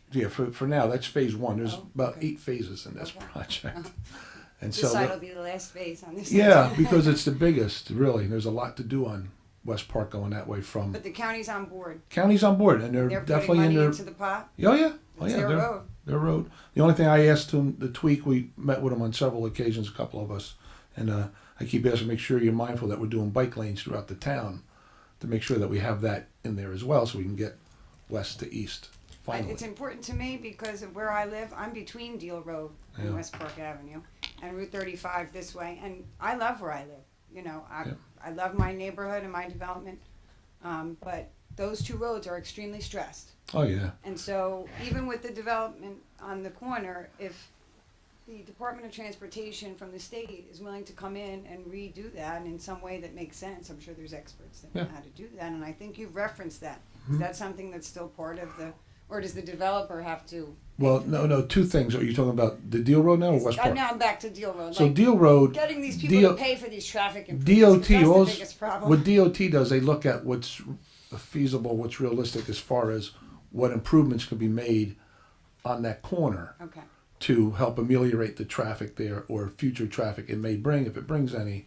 And so they review plans. I've been out to Trenton several times with different plans, and so they look at them. So do they do that before, during, or after, or is this done Before. in conjunction with this No, planning they do it process? before, and anything done on any development, usually they have to get DOT approval, of course, before you can even do I it. appreciate Same with you answering DEP. my questions. This Right. is a big project. No, and no, I that's wanna cool. No problem. Just I'll be- make sure I we got- understand the situation as we go through, because then when we have these other meetings, I'm able to understand. Same with DEP, folks. So it's near the brook, the stream, waterway, body of water. You can bring any plan you want in, but you still have to get their approval. You have to go through all those. So it may seem, even though it may be zoned for this, doesn't mean you could build this. They have the final say. And I just have one more question. Okay. I'm gonna just jump back to the voucher list. I don't know if I can. There's a payment here to CME, which is the engineering firm Mhm. for deal test site engineering for Right. about $3,500. Can you just reference? Yeah, what so that's we're for? doing a study on the, what we call the white building. Okay, I'm familiar. Yeah, so we'd like to try to, of course, want to save that too. Thank you. Anybody else? Not yet. You're coming Mike, I closer. think you might make it, Mike. Donna, quick, fast, Race. beat you. Okay. Donna, sit up here. Save yourself. Yeah, it'd be easier if Save everybody yourself. who wanted to speak. Just Yeah, if you line up, that way nobody gets beat out of there. Hey, Council, Mayor, how are you? Dr. Mike Fala, and I live on Chatham Avenue in Ocean Township. I use Deal Road a lot because I work in Freehold, and sometimes I go down that way to catch onto 18 because I don't want to hit the school traffic. I know when I come home, you know, sometimes I usually work till like 7 o'clock, but sometimes I get home early. So if I hit rush hour and I get on Poplar from 18, you know, get onto West Park and on Poplar, almost at the Poplar light, I'm stopped from the traffic. Get a lot of my work done. I'm stopped. Like, okay. Shouldn't be texting. Well, I'm stopped. Oh, So what, with this development, what impact studies were done that would say it's okay to do this because the traffic won't be bad? Because I'm sure it'll be a nightmare. Right. So I'm going to defer back to Mr. Arbus. I'm going to tell you why, because I think there's a misnomer out there that everything that's built hinges on traffic. When a town's laid out 100 years ago, 50 years later, whatever, and you do a master plan, you're assuming anything built on these pieces of property are going to be able to handle whatever future traffic or present traffic. Now, our town, unfortunately, was designed in 1849 with just really 2 to 3 roadways that go east to west. They should have connected 4 or 5 more. They never did. And then you have the deal test site. You have, so a lot of challenges there. So it did change. But as to traffic, I'll let Marty answer the process here, what really happens. okay, well, If you one can. thing is when a property is zoned a certain way, the fact that traffic may impact it typically is not a basis to deny an application once it's before a board. Having said that, I can say that this applicant has done a traffic study, and that traffic study indicates that with the improvements they're making, there would be a slight improvement in the traffic compared to what there is now.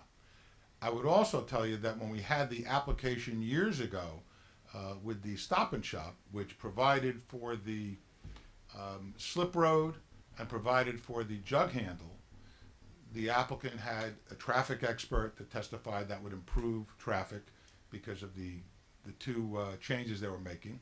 It would be better, even with the additional traffic being provided, there'd actually be a benefit to traffic. And the expert for the town, and the town hired a specific traffic engineer to review it, and he actually agreed with the applicant's expert that there would be an improvement in the traffic flow because of the changes being made to the roadway. So that has in the past been done, and I believe this applicant, or maybe the current owner, I'm not quite sure, has also done a traffic study that they've provided. And they would provide at the time when there's an application being made before a board. You were saying that the slip and the jug handle would make a mild improvement of what's there now, but now with the development. No. When they do that analysis, and again, you know, these are engineers doing an analysis, and I'm sure there are other engineers that may do a different analysis. I can only tell you that the engineer that was hired by the township back in 2000 and whatever year it was to hear the application did provide a report agreeing that there would be an improvement in the traffic flow with the additional vehicles being added to the roadway from the development, which was 100% commercial. There would still be an improvement in the traffic because of the slip road and because of the jug handle. Now, I think what the applicant is proposing is, instead of the slip road, which I guess there were some issues with DOT, the applicant is proposing a widening of Deal Road. Third lane. So that would be a third lane going west on Deal Road. And in addition, the jug handle to take away the way we now go west if we were going north on Route 35, and you have to come up and make a left-hand turn into traffic. So now you'd have a jug handle. I hate jug handles, but apparently the traffic guys love that stuff. I gotcha. But that is supposed to result in an improvement, even with the additional traffic. And I'm not saying it's going to go from the horrible situation you think you have now. And I take the same road you do. And I live in Wayside, and I come in, the town hall. My office is off the Parkway. I come on the Parkway, go the same exact way you do, and I hit the traffic. And I'm not sure how that gets improved. But these experts say there'll be an overall improvement to the traffic. Not that it's going from a D to an A, but it's going to be better than it is now, even with the additional volume. Okay. One other question was, I've only lived in Ocean Township about 13 years. So I'm a newbie kind of, but my family's grown up here. I have a 11 and 13-year-old who go to schools here. We're when it's park cleanup, we're there every year. You're in the calendar. Oh, that's right. I didn't see it. No. Oh, well, that's a surprise. You ruined it, Rob. I mentioned it first. I knew you looked It's familiar. online now. I wanted to know if you'd autograph Want my this side? calendar. Yeah, that's your better side. But that piece of land is a beautiful piece of land. Absolutely. And in reality, what are the I know the developer owns it. He has a certain right to do something with it. I think the council has a certain right to some preservation. What is the reality in terms of meeting halfway? Well, I'm not sure if meeting halfway is going to work, but maybe, we'll certainly, maybe there's something that can be done, but understand, and that's what I was talking about before, and Jackie wants to correct me, and maybe I'm wrong, but my recollection of the incident that occurred when Weldon purchased the back portion is that was the idea at that time. Let's lop off a piece, purchase that, and then the front part, and Jackie's shaking her head now, the front part would be developed by a developer commercially. And when I say the front part, actually the whole thing, aside from the part that the township was getting. So there was a preservation that has now resulted in the library, the historical museum, and the human services department. That's what was done then. And at the time, the idea was, Logan Road was going to be extended and was going to go into that property. That would be the entrance for the library when the library got built. So that was the whole purpose. So a piece did get preserved that was purchased by the town, I think at a relatively reasonable price, and I don't remember the numbers, but a relatively reasonable price, and the owner of the property did that knowing that he was selling the other part of the property for commercial development to a developer. So that did happen. Whether we can get any more land is another issue, but that's going to. Will that be explored? It will be explored, Okay. but we'll Baby see steps. I understand. Well, we're trying to explore that. Just so you know, Mike, John Napolitani about 8 months ago had the Monmouth County folks in to see what they can do as far as Green Acre funding, and also so we met with them. Green Acres through the state, not as abundant or robust as it used to be in the 90s and early 2000s. They had all these matching grants and whatnot.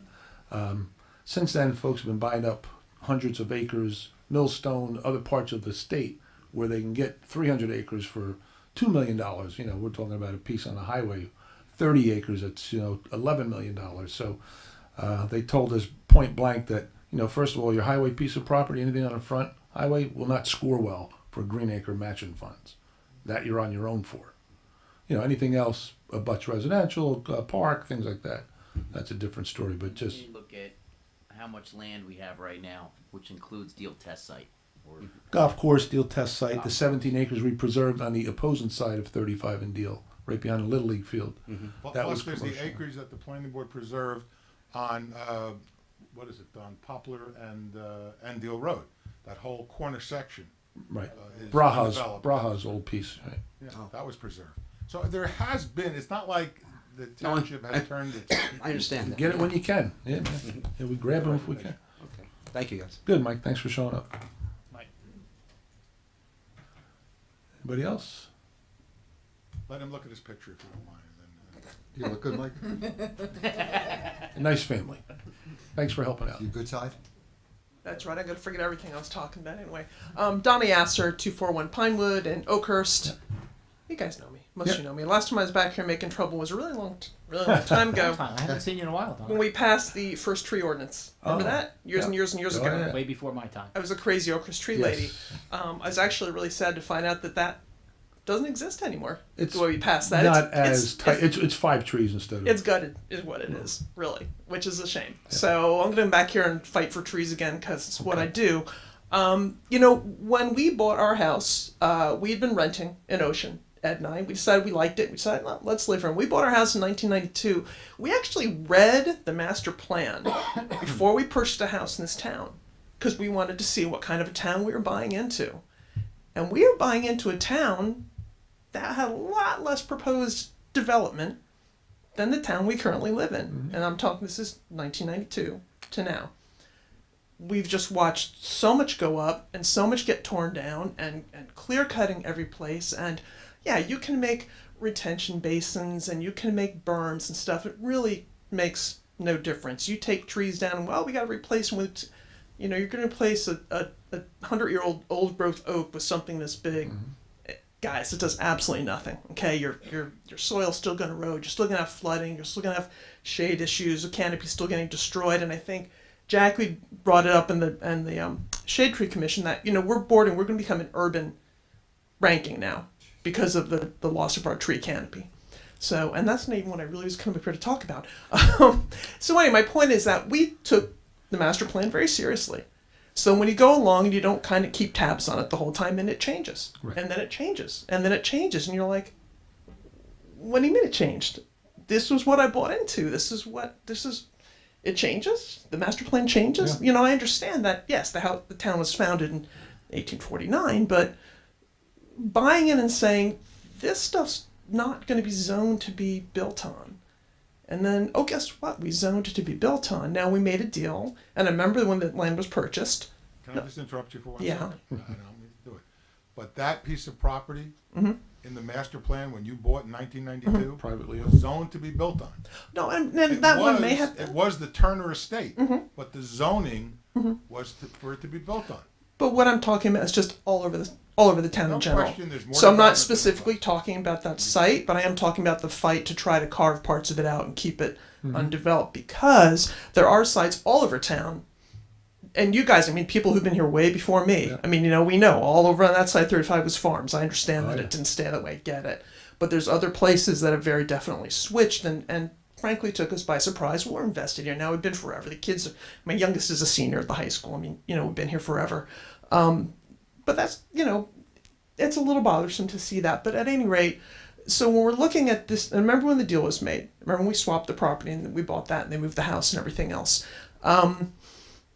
The way the zoning changed, as you were discussing earlier with Jackie, part of it was because when the new owners, the Stop and Shop folks, were going to buy it and they were going to make these road improvements, correct?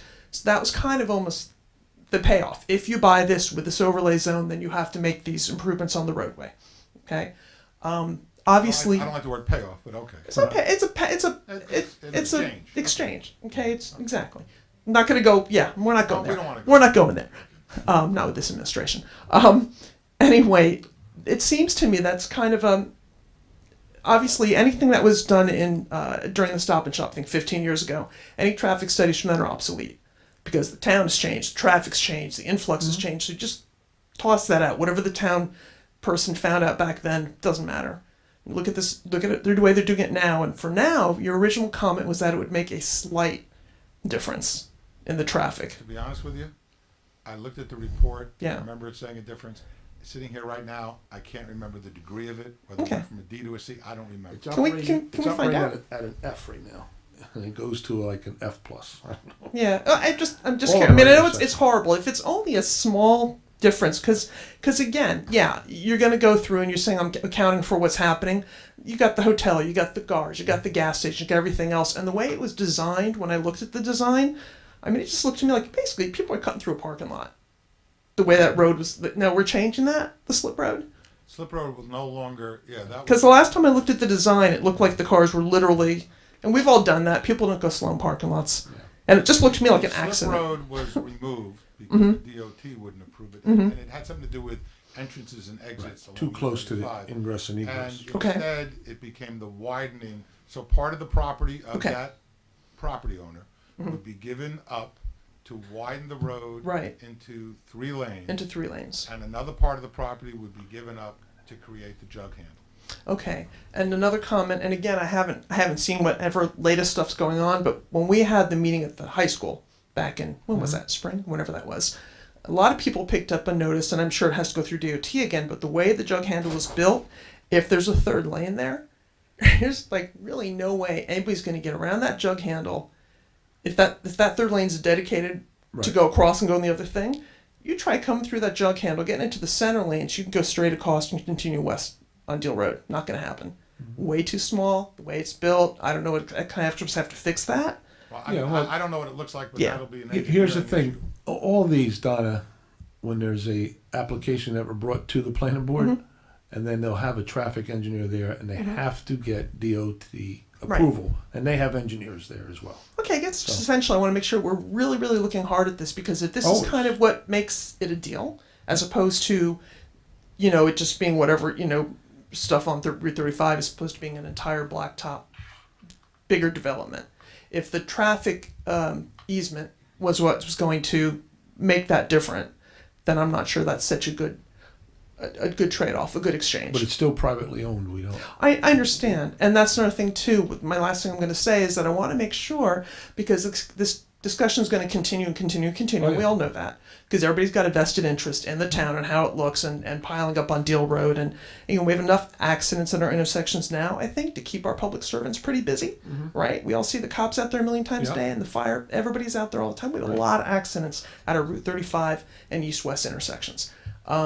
So clearly that's a thing, but I want to make sure, because so many people are interested, and you have a vested interest, and we have a vested interest, that we keep all options open. And some of the folks said that earlier, but I really want to be able to keep coming back to these meetings and not hear like, well, yeah, we can't do that. Let's find out how we could do that. Let's see what kind of a compromise. I want to point something else out that I pointed out in the past, just so everybody understands it. And I know that Mr. Hudson will eventually ask me the question, but in addition to all of this, there is a litigation pending. From Yes, the I understand. original Stop and Shop. Right, and this would make that go away. Well, this resolves the litigation, but in addition, we now have a trial date that we just got This today afternoon. Okay. for that litigation. Merry Which Christmas. is now February 20th. So, that is another aspect of this case. Sure, of we're this we're aware of that, I'm just, and that's some, good. I'm sure Nope. you are. Some people may not. Nope, that's good. Anyway, so we'll see you guys around a whole lot more. Well, just one last thing is, because we made a big effort, because we originally got that tree ordinance changed, that was huge. And that was something everybody said, you can't do this. You can't do it, can't change it, can't change it, can't change it. We changed it. It didn't last forever. I missed that. If I'd known, I would have been right back here. But the point is, we did make a compromise. We did change it, and they said we couldn't change it, and we did. So maybe we can do that with this too. Great. Thanks, Donna.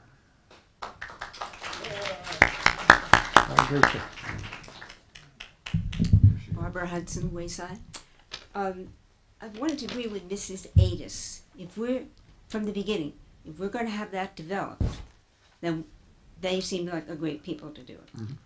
But that's really the problem. We don't have options, right? And it's not inevitable. You have the power, and we had a former councilman come in here and say, condemn it and buy it. All right. Now, that was before you're going to get $480,000 a year in an open space fund. So what you decide, okay, but you have options. It's not inevitable. And we have been fighting for options. All right. And we've been fighting for, you say, well, you arranged a meeting for the developers. That was very nice. Yeah. I enjoyed that. And I'm very sorry to see the slip road gone, because I thought that was that was I'm not crazy about it either. But No, is it there? No, the slip road, what they're doing is widening the road to 3 lanes. Well, I thought the slip road was very appealing. I like the slip road And people that we talked to, that was a very appealing thing. Now that's gone, so that's less appealing. All right, people are talking about we're going to go shooting through. All right, the point is the meeting. Yes. I thought, it was really a comedy of error what happened with everybody coming to the planning board. All right, it was a mess. Evidently, the planning board didn't want to be responsible. I mean, we had to go to the council. They said you told us to go to the planning board. They tell us to come to the I only council. said go to the planning board when they have an application. That's the only time I said that. But it was a mistake. will It was a say- mistake. Right. All right, it was a mistake. Rob All right. inadvertently said go to that meeting. But we have what we were arguing for is, you really arranged for the developers. That's fine. That was interesting. Right. What about us? I mean, what about all the residents who don't know about what's happening? And there's, scads of them. Now, I really came here to say to you, about the meeting, because I thought, we're going to have this meeting. This is great. Right. Everybody will find out. Then you decide. I mean, you can decide anyway. But, it would be nice if residents had a chance to say something. Right? And they just voted overwhelmingly for open space. Right. We don't have any open space. This is the only, Oh my this God. is the open Hudson, space we have. We don't have any open space in this town? Well, you have that you Holy can build smokes. that you can develop. All right. The last track is this track. All right. And as Mr. Geiger said, we're up to here with development. So I mean, they have a right to voice their opinion. You have a right to make why a we're here. decision, and then we'll have a right to vote. Absolutely. All right. So that's the way it works. But that meeting is very important. And the way I read the press was that you said, all the excitement that happened at the planning board, you said, oh, well, we're going to have a big meeting and people will be able to say. Now, that's only fair. We're here, Mrs. Oh, Hudson. this is, you have to. I'll have any Look, meeting you here want. I came to Mrs. ask Hudson, you, wait a minute, go let me ahead, finish. Keep talking. I came to ask you to in order to get really a lot of people out, you send out email to all of us about trash, about police. You could send out an email telling us when we're going to have this meeting. I guarantee if Okay. everybody knew, you'd have larger than Okay. that. All right. So that's what we have to do. Let them know. Let them be informed. You're still going to decide. Let them be informed, and let them see how they feel about it. That's only fair. So that would. Now, I had to, and I want to tell you also, we have never received our newsletter. I have them right down. Okay, but, why don't Hand you, delivered. thank you. Why don't you put this on the email? I mean, this costs a lot of money, right? You could email. My recollection, Mrs. Hudson, is didn't we used to put it? You wanted one mail to people. That was one of your complaints. No. I always wanted. I want a newsletter. I didn't say I wanted this kind. I wanted a newsletter. Hard copy of a newsletter. Look, why am I sending out bulletins? Right? We send out bulletins. People say to me, "Why isn't the township doing that? I don't know. Why isn't the township letting you know when these meetings Mrs. are?" Hudson, they're online. One. Yes, Right? but Okay. it would be. But how many people come, and how many people know about it? Mrs. So you Hudson, could. listen, let me. What's wrong with that? Emails, chief. Mrs. Hudson, I'm sitting right here on council. The gentleman that came up here complaining about his tickets, I knew nothing about it, and I'm sitting on the council.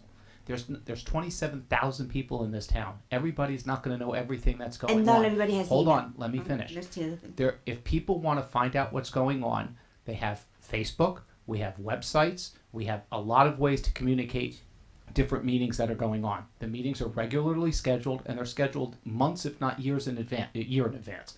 The whole calendar just came out today. Well, hold on, let me finish. The calendar came out, and it's being mailed to everybody in town.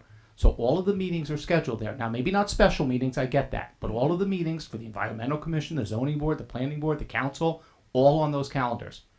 Well, something's happening because people don't show up. But It's we called don't have back- newspapers. Mrs. Listen, Hudson. listen. Mrs. Hudson, We, hold on, we let just me- had a wonderful article in the Asbury Park Press. All right.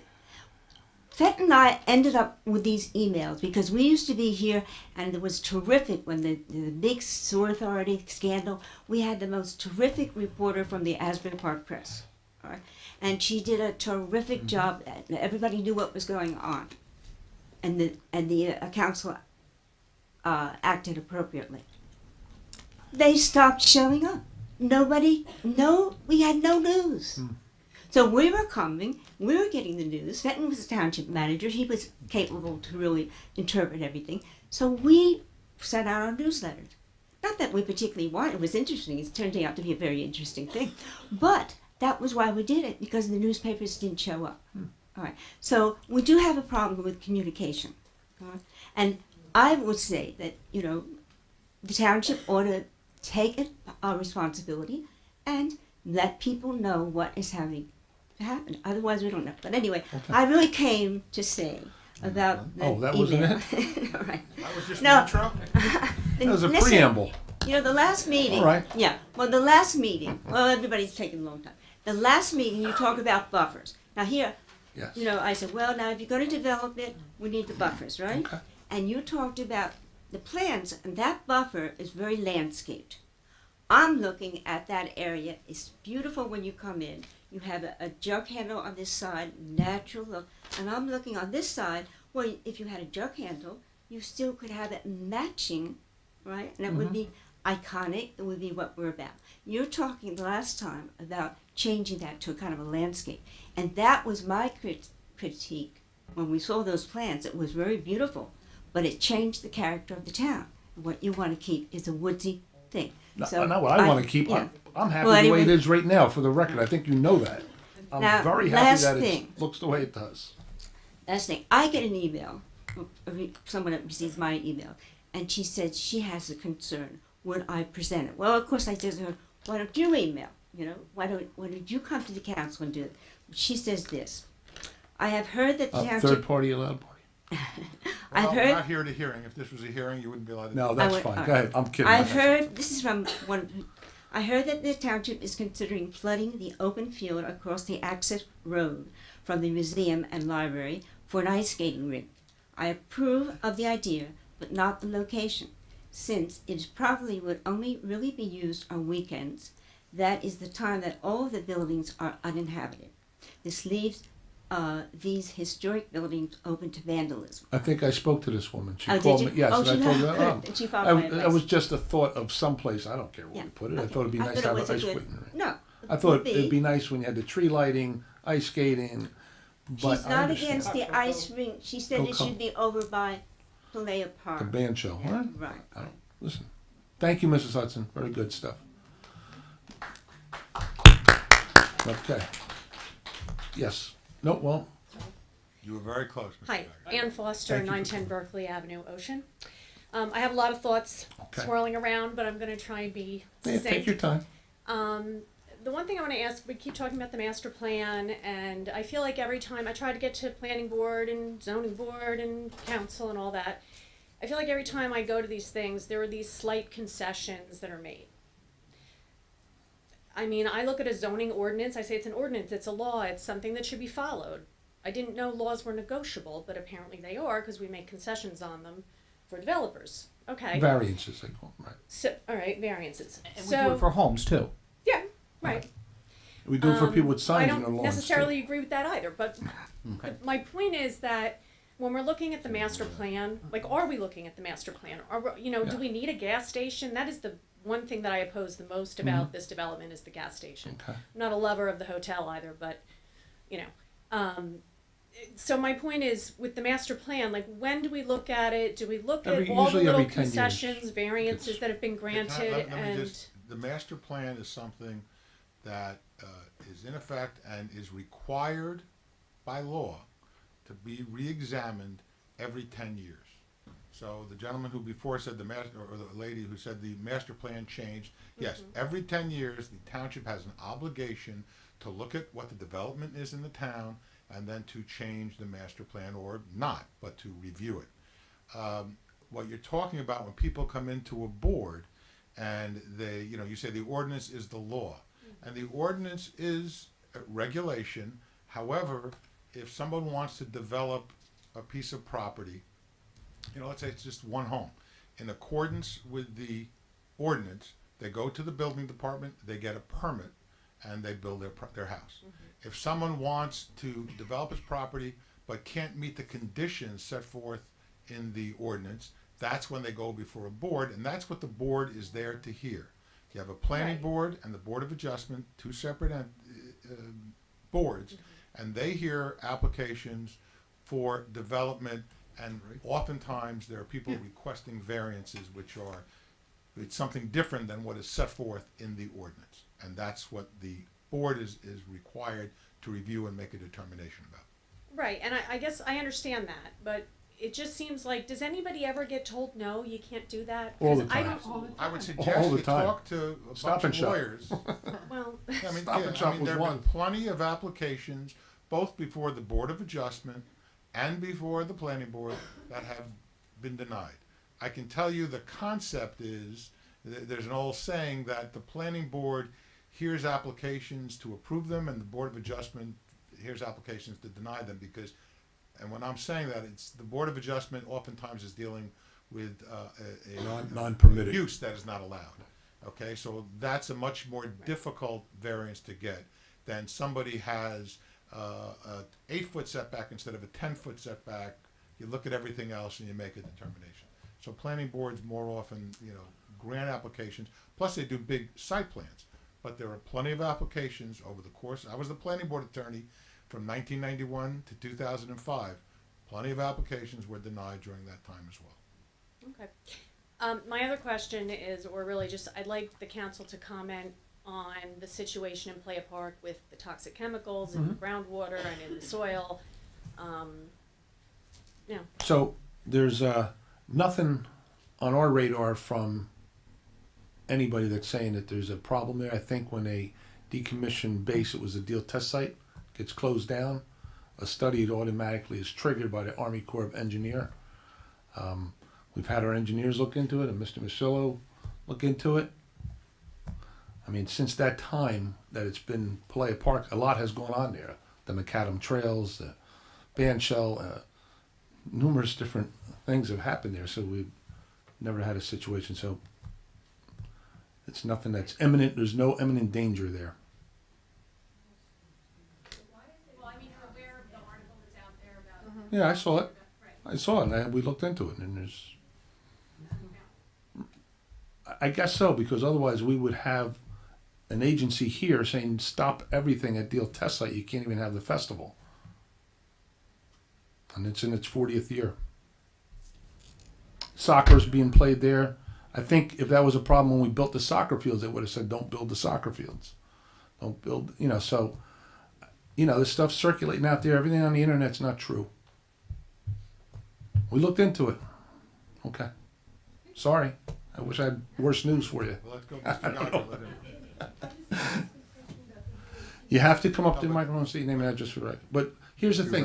You went already. Ellen, And he we're has trying to go in time. order because a lot of people and, Okay. and Mr. Geiger didn't get a chance. That's okay. Can I come back afterwards? Sure. Would I- Yeah, we'll be here all night. Go ahead. Try the veal. It's delicious. I don't mind. I brought my sleeping bag. And yes, I think I'm still Don Geiger, Okay. as far as I know, but maybe not. And I still live at 1108 Grassmere. I am not going to talk about the development because it's just Okay. there's so much stuff going on. With this caveat, as best I can remember, what I said about the various enterprises, commercial, on 35, I don't see all of them being viable economically. Okay. Can someone build them? Sure, they can build anything they want as long as they get all the approvals and all that good stuff. However, I would like to talk about the curbing / sidewalk. It's after the fact, but it's wasn't done as the way I was given to understand. One side, then the other side. They kind of did both sides. Okay. It's after the fact. So what you gonna do? However, and I thought myself and our next door neighbor were the only ones, but I noticed a few others. First block, Grassmere, right side, which call it what you want, I don't know. The part of the sidewalk, it's not sidewalk, but it's right by the curb that leads to the sidewalk going along the whole road, and that also will connect you to the sidewalk walkway that leads to your steps. It hasn't been poured. What's up with that? Myself, the Mickelsons, and I think there's at least 2 other houses going towards Logan that haven't been done. Are we chopped liver or something? No, I mean, I love chocolate. Me too. I spoke to Greg Blash today about Yes. it this afternoon, and he told me it will get done.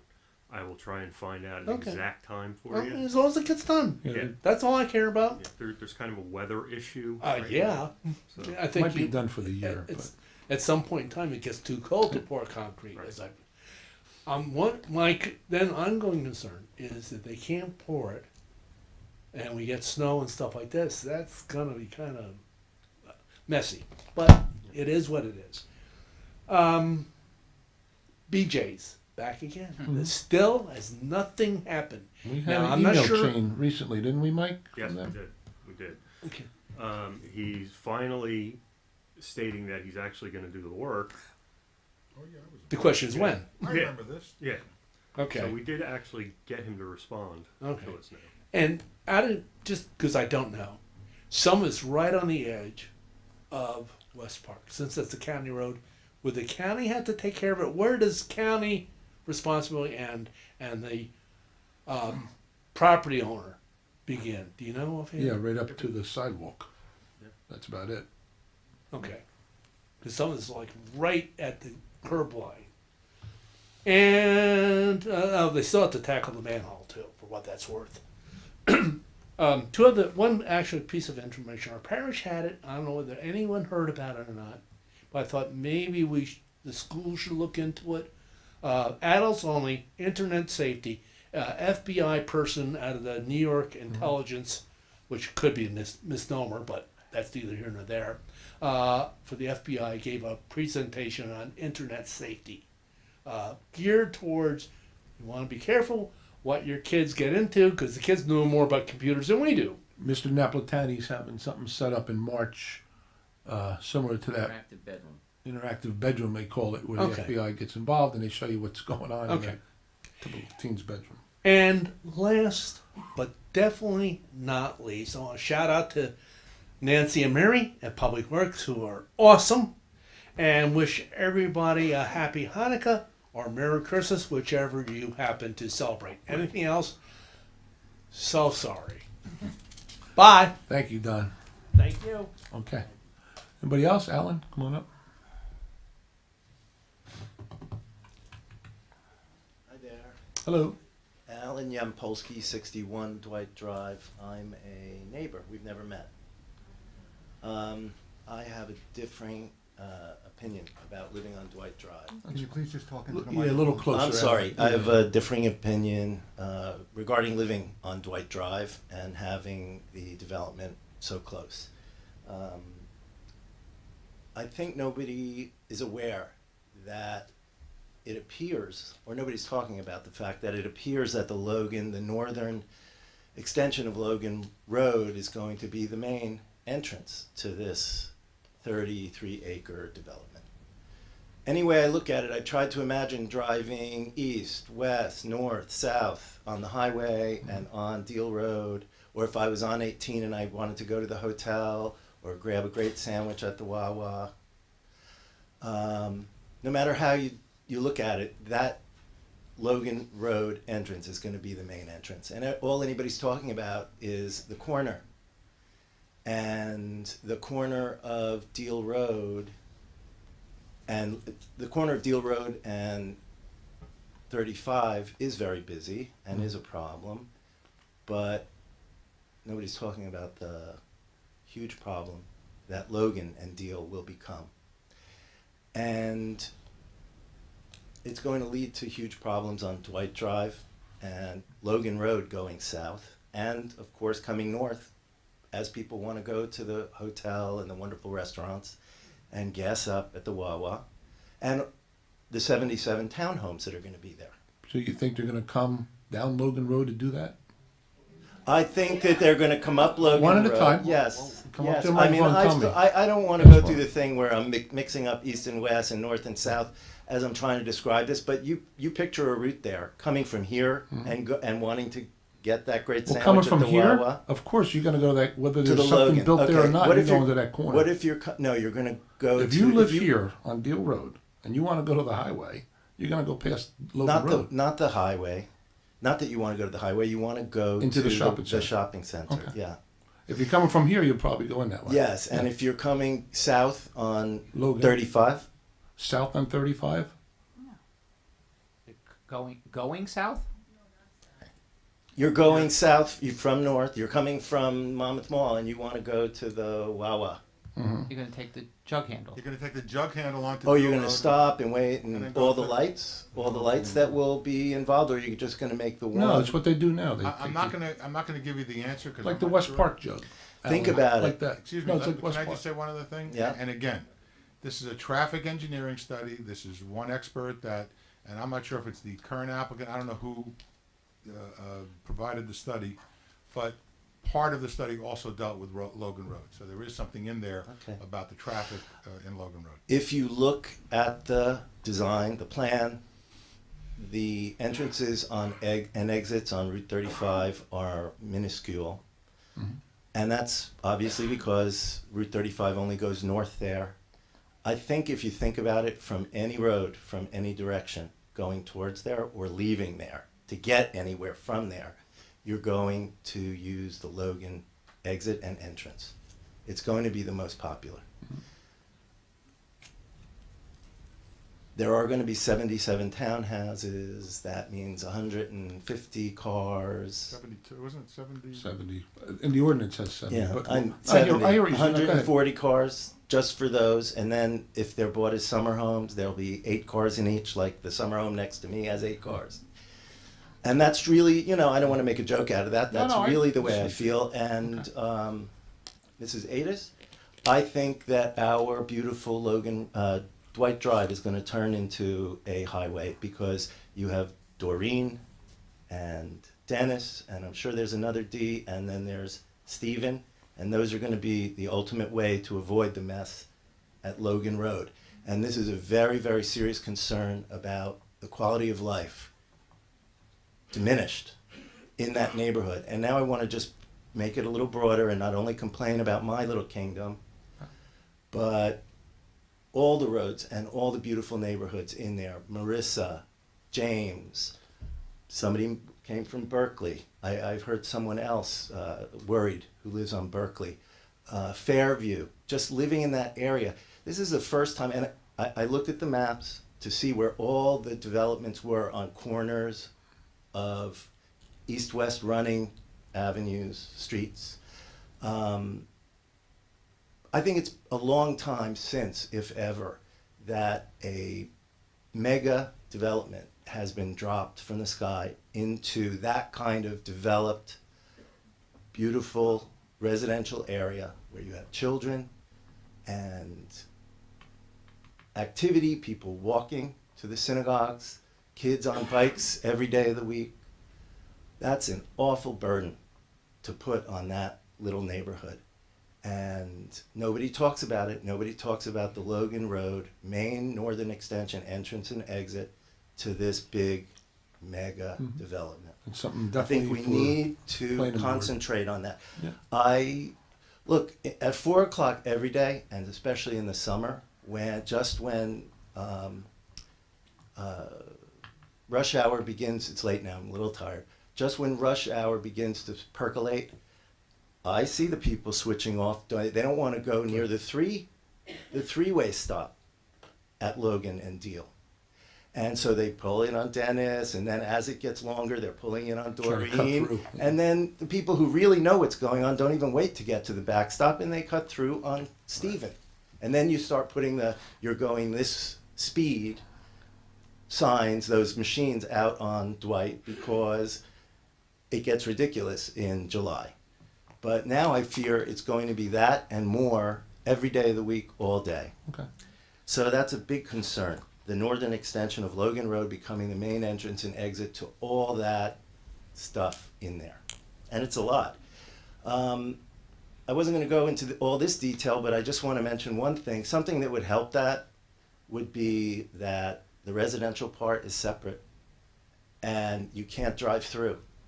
And all right, hate those ugly townhouses, but there's You going to mean be separate from the residential shopping there. center, make it Yes, so it's so they in and can't. out, Nobody that's can it. drive through. And that doesn't seem to be so horrible for anybody. Yeah. No, I mean, again, this is, a plan hasn't been to the Okay. planning board yet. When it gets there, those are all legitimate, I mean, very legitimate concerns, and that's the Yes. stuff that you bring up there. Again, I want to say that I don't believe that a mega development like this has been dropped in to a beautiful residential area like that that has nothing to do with anything urban. And the rising prices of the homes there, people have investments there. And this, now I'll get into it. You're going to have a hotel with strangers coming in. You're going to have restaurants and bars. You're going to have all-night convenience stores. I mean, I wouldn't have moved in there. I don't think there's any bars, though. Not in the hotel? No, I think the hotel can have very limited what they're allowed to have in there for guests only.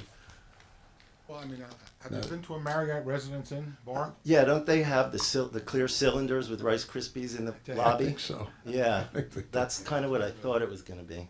Yeah. I'd rather have something with an upscale bar, but Listen, I just don't want it in my neighborhood. I told you what I want. I want Spark Steakhouse. Okay. Yeah, he won't bring it. That's over there. the one where the slogan on TV is they give you free waffles or something. What's Right. that commercial? Oh, that's okay. right. Separate, make it so that you can't drive all the way from Deal Road to Route 35. Now you've brainwashed me already. I'm not even saying anything about the loss of nature. My compatriots have already done that, but I could go into some of that too. But I do realize that it's a commercial lot, a commercial parcel. So I'm going to say, I think I was the one who brought up the buffers very early on last Maybe. spring. Yeah, somebody. And I wrote about it, and I proselytized about it. And then I heard you mention it once at a meeting, just offhandedly. There's going to be 75-foot buffers that look like the baseball field. Where on the I live right there. I walk the dog in there all the time. Sorry. That's right. That's you? It's the dog. Where are those buffers that I can compare with a 75? I don't know any So buffers. a 75-foot would be if you come. Okay, where are the buffers on the baseball? Well, I'm talking behind the baseball field. That Oh, lot that we between- purchased, that 17 acres we bought on the At highway. the bottom of Marissa? Well, it's There. behind all those homes. There. Okay, There's behind a all, wooded yeah, that, area okay, there. that is nice. And You where know, is that going to be, that buffer? along Deal Road. From where to where? From Logan right on up to probably the jug handle. So that has not been, the Ocean Town Center site that shows the drive-through of that property has not caught up with that idea yet. No, I have a rendering of it here. I'd like to see that. Okay. If you could, why don't you post that so Yeah. we could all see that? I I think it's on. Okay.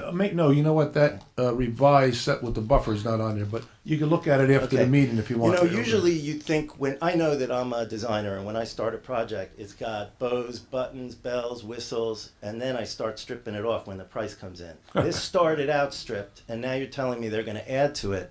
I don't know how that's really going to work. There's 2 maple trees and 2 feet of grass between the macadam of Deal Road and the macadam of Ocean Town Center online. So I don't feel real comfortable with that. Now you're telling me there's going to be a 75-footer.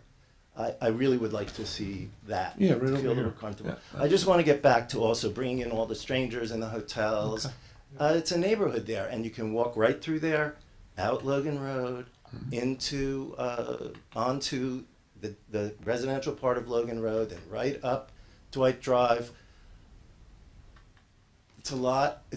Again, I'm going back to the idea that it's bringing a lot into an established, beautiful neighborhood that's actually on the rise. A lot of the houses, listen, on Dwight Drive, some of them are kept very shabbily, they're rentals, but you now see that Mr. Saka is buying them all up and making them look very pretty, some of them. And I think that will also bring families in who want to buy there. This is just a shame that this is being dropped in on this kind of neighborhood. But I understand what the parcel is, but I wish that people would understand what the residential neighborhood there is as well. Okay.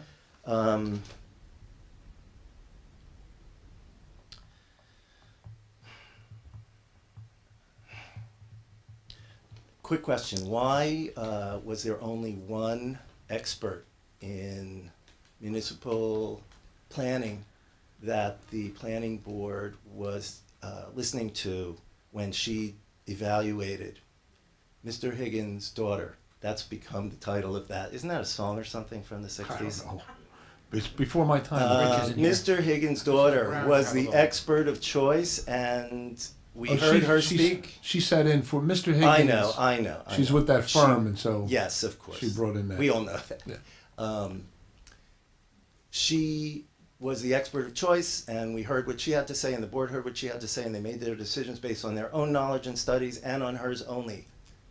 I was surprised by that. It was my first meeting like that. Why wasn't there one from here and there and three? And If then there's you a listen to planning that. board here in Allen, then you can absolutely have a planner, engineer, represent you as well. Basically, though, No, I'm the saying township for engi- them. Yeah, they represent us. They represent the town, actually. Yeah. The planner and Township has a engineer. planner. When you deal with an issue like this was, which is there's a rezoning. Typically, what happens is the council says, okay, we're introducing this ordinance. It involves rezoning. It goes to the planning board. The planning board reviews it. It's pretty much all they're looking at is it consistent with the master plan that currently exists, and it's done all the time, and the planner Okay, does a report. that was my question. Is that standard? That's It the seemed a out- little odd to me. And then she even threw in the thing that, oh yeah, there's a school in there too. And then one of the planning board asked about that, and she said, well, it could be a dance school, or it could be a jiu-jitsu studio. But it They're does say classified as school. schools. It does say school. Private Not a school bus school. So will it be a school bus school with K through 12? No. They couldn't have it. They don't have the circulation. Ironclad, no zoning, That gift could at the actually be end. added if you wanted to. I actually think the recommendation that night was that they would modify that. That Okay, was, I did hear them ask. That's Yeah. another reason Yeah. I'm asking about it, because they were confused and asked about it. I'm right. sorry. Fair no. Fair question. It was asked by somebody on the planning board. She did address it. She thought it was listed someplace in the master plan or someplace in other I ordinance. did read it, something like that too, in all of the papers that were circulated. It was going to be updated.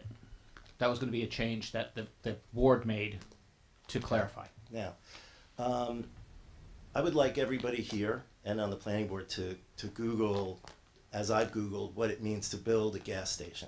Mhm. Just a small gas station. And the Wawa is not going to be a small gas station. I even posted tonight what that looks like. I posted that online. It's quite amazing and quite frightening. And the rate of leaks is quite difficult to diminish or to completely make sure doesn't happen. A big 20,000 gallon tank, and there are going to be multiples. It's quite deep. I don't think people realize when they're standing at a gas station or drive over a gas station what you're standing over. It's an underground, they call them cenotes in Mexico. Am I right? I've been there. Underground lakes, essentially. And the containers are quite large and quite hard to manage. I've spoken to Mr. Zaccaria. He's a very nice guy. He called me on his own because he knows that I'm quite concerned about my perhaps diminished lifestyle on Dwight Drive. And he was very nice, and he called me. And he mentioned that Wawa is very concerned about these things too. But I've also read that everybody is, and it's a very difficult thing to control. It's difficult to control the small ones that are in the older homes, as we all know. I'm not going to go into that, but as small as those are, it's hard to control them. It gets bigger with gas stations. And it's right near water, as everybody knows. And it's right near our homes, right down smack in the middle of our residential area where our children are and our dogs are and we are. And I would love everybody to research that. You'll be very surprised how gas stations are constructed. It's frightening. And to be living near it, you don't think about that. I've never lived so close to a gas station as I will be if this happens. I wanted to ask you, there's a bank across the street from that corner, right, on the north corner. If they went out of business and a new owner came in and they proposed building another gas station, would they be able to if they just pass, you know, if they crossed all their I's and all their T's and dotted all their I's? Is there no limit to that? I'm just curious. I'm totally not being sarcastic. They could, right? In our town, we don't, there's no rule about that. Just gas station after gas station could be built as long as the lot was big enough. Well, there's one right behind them. I don't know why they would do that, but I guess Well, now theoretically there's going to they be could. one right across the street Yeah, of well, the there's one a- that's right behind them. And there's We're one. bifurcated by that divider, of course, so Yeah. you see the But convenience purpose. it's so easy to get to, though, Uh-huh. right through the jug Yeah, handle I agree. there, and the jug handle there, Listen, and it the might have a slip price- road. might have a price war. And the slip road. Okay. It's very easy to just go back and forth, and Right. yeah, price war. There's no limit to the amount of gas stations. You know what? I don't really remember what the zoning is, but and I'm not sure what the zoning is over there. So you'd have to look to see what the zoning is as to whether or not a gas station is permitted at that location. And I don't think the township has any regulation. I'm not positive in terms of, but I don't know that So for we sure. could have 10, 20, 30, 40. How many do we have now? Does anybody know? 10? We could have 50. We have 5? And also convenient. How about? Excuse me, time out. Yeah. We're not Okay, here to I'll have take a it. conversation, Okay, with all due respect. Okay, to the so members of the there public. is no. It's a serious I question. don't know, because I didn't anticipate this question, but I don't know what the ordinance says in terms of gas stations, where they're permitted, they're not permitted everywhere, and where they are, whether there's any restriction in terms of a location from one gas station to another gas station. There are some ordinances that do have that. I don't know if Yes, I wasn't thinking about how close they could be or with what vicinity, but just how many a town would dare dig and fill with that substance. Lastly, I am going to go back to one thing, and then I'll be through. I hate to say the words, what is the term, the gracious term for this town? Community of gracious living? Community of gracious living. I think that the designers of this I'm not embarrassed by particular, that. That's what we oh, there you go, of gracious living. Well, I'm looking right at the mayor. Yeah, it's right over my shoulder. Looking at your tie. The designers of this particular development, it's a very nuts and bolts look to it. There's nothing gracious about it. There's not one thing you can point to. And I know everybody worked hard and everybody spent money on the plan, and somewhere in there, listen, there's no state renowned or nationally renowned or internationally renowned architect involved in this. It's boxes of various obvious materials with obvious signage and a state of the Marriott and bunker-like luxury houses lined up one after the other. It doesn't look much different in terms of layout than Middlebrook. We did not aim high enough as a township in the zoning and in our desire to be gracious and to stop what everybody laughs at with the other development. I hate to even bring up again the storefronts and the strips that aren't utilized. Some of them look, you know why people don't go. Orchard, Village, some of the very strange options that we do have on Route 35. People drive by them, they don't want to look at them. That's what this is going to be. It's wall-to-wall blacktop. There's nothing we could say, wow, we took an extra step. There's a building with, now I'm going to sound like Jackie, there's a building with a live green roof on it. There's a plaza in the middle that has a unbelievable water park, fountain area with your cafe. I keep saying something about an open plaza. I never see it on unless you're talking about the dumpster section behind the Chick-fil-A. There's no open plaza on this thing for the use of the township. I don't remember the open plaza anywhere. Well, that's unfortunate that wasn't built in there for us. Well, here's the thing. Like one more thing. I don't even think that this is the greatest example, but the Grove in Shrewsbury takes us an effort. It's like you drive into wall-to-wall macadam, it's blacktop galore, but once you get out of your car, it's like, wow, they tried. Look at those flowers. Those are Beautiful. Beautiful. Yeah, it came out nice. And it's wow. You know what? I'm gonna go back there. I want to be there. I'm proud of that. Do you see the Grove? It's somewhere. It's a destination when you have it's a lousy weather, and your mom is visiting because she thought it was gonna be a beach day. You can go there, and Sickles. Yeah. There's nothing about this except commercialism, and even the houses that are touted as upscale. It's a block of brick and mortar, and I think that we've undersold those 33 acres of gorgeous trees and wetlands to come to that. I'm not saying there shouldn't be commercial there, but we've undersold our heritage for that. And I think everybody could go back to the drawing board and do a lot better, scale it back, beautiful curved roads. How about calling it, instead of Ocean Town Center, don't we have a Oakhurst Town Center up the block? Why isn't it called Ocean Preserve and made to look beautiful and fake everybody out that it's like a Disneyland, gracious living with a beautiful glass house and something that somebody worked on and thought about, instead of Chick-fil-A's box from another town. It's one design that's moved from town to town to town to town.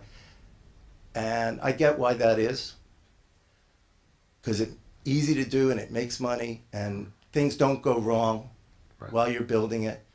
But we've sold ourselves short. I also once posted just about the developer himself, who I know is like the nicest guy in the world. He really is. Everybody should talk to him on the phone. He called me from my hometown, Livingston, New Jersey, from a basketball game. He was with his son. And he just ran out to talk to little Alan Yampolsky, and he spent some good time with me. I wasn't convinced by anything he said, but he took his time and he was extremely gracious, because he's a man of gracious living. And I think that I would love him to try to win an award for this, a developer's award that would make his competition and the other developers in the community green with envy. That he made all this money on this, and on top of it, left us with something that enhances our heritage. Asbury Park is invested in that kind of thinking now. I think that we might get closer to that kind of thinking before we sign our heritage off on the dotted line. Sounds good. Thanks, Alan. Wonderful. That's beautiful. Anybody else?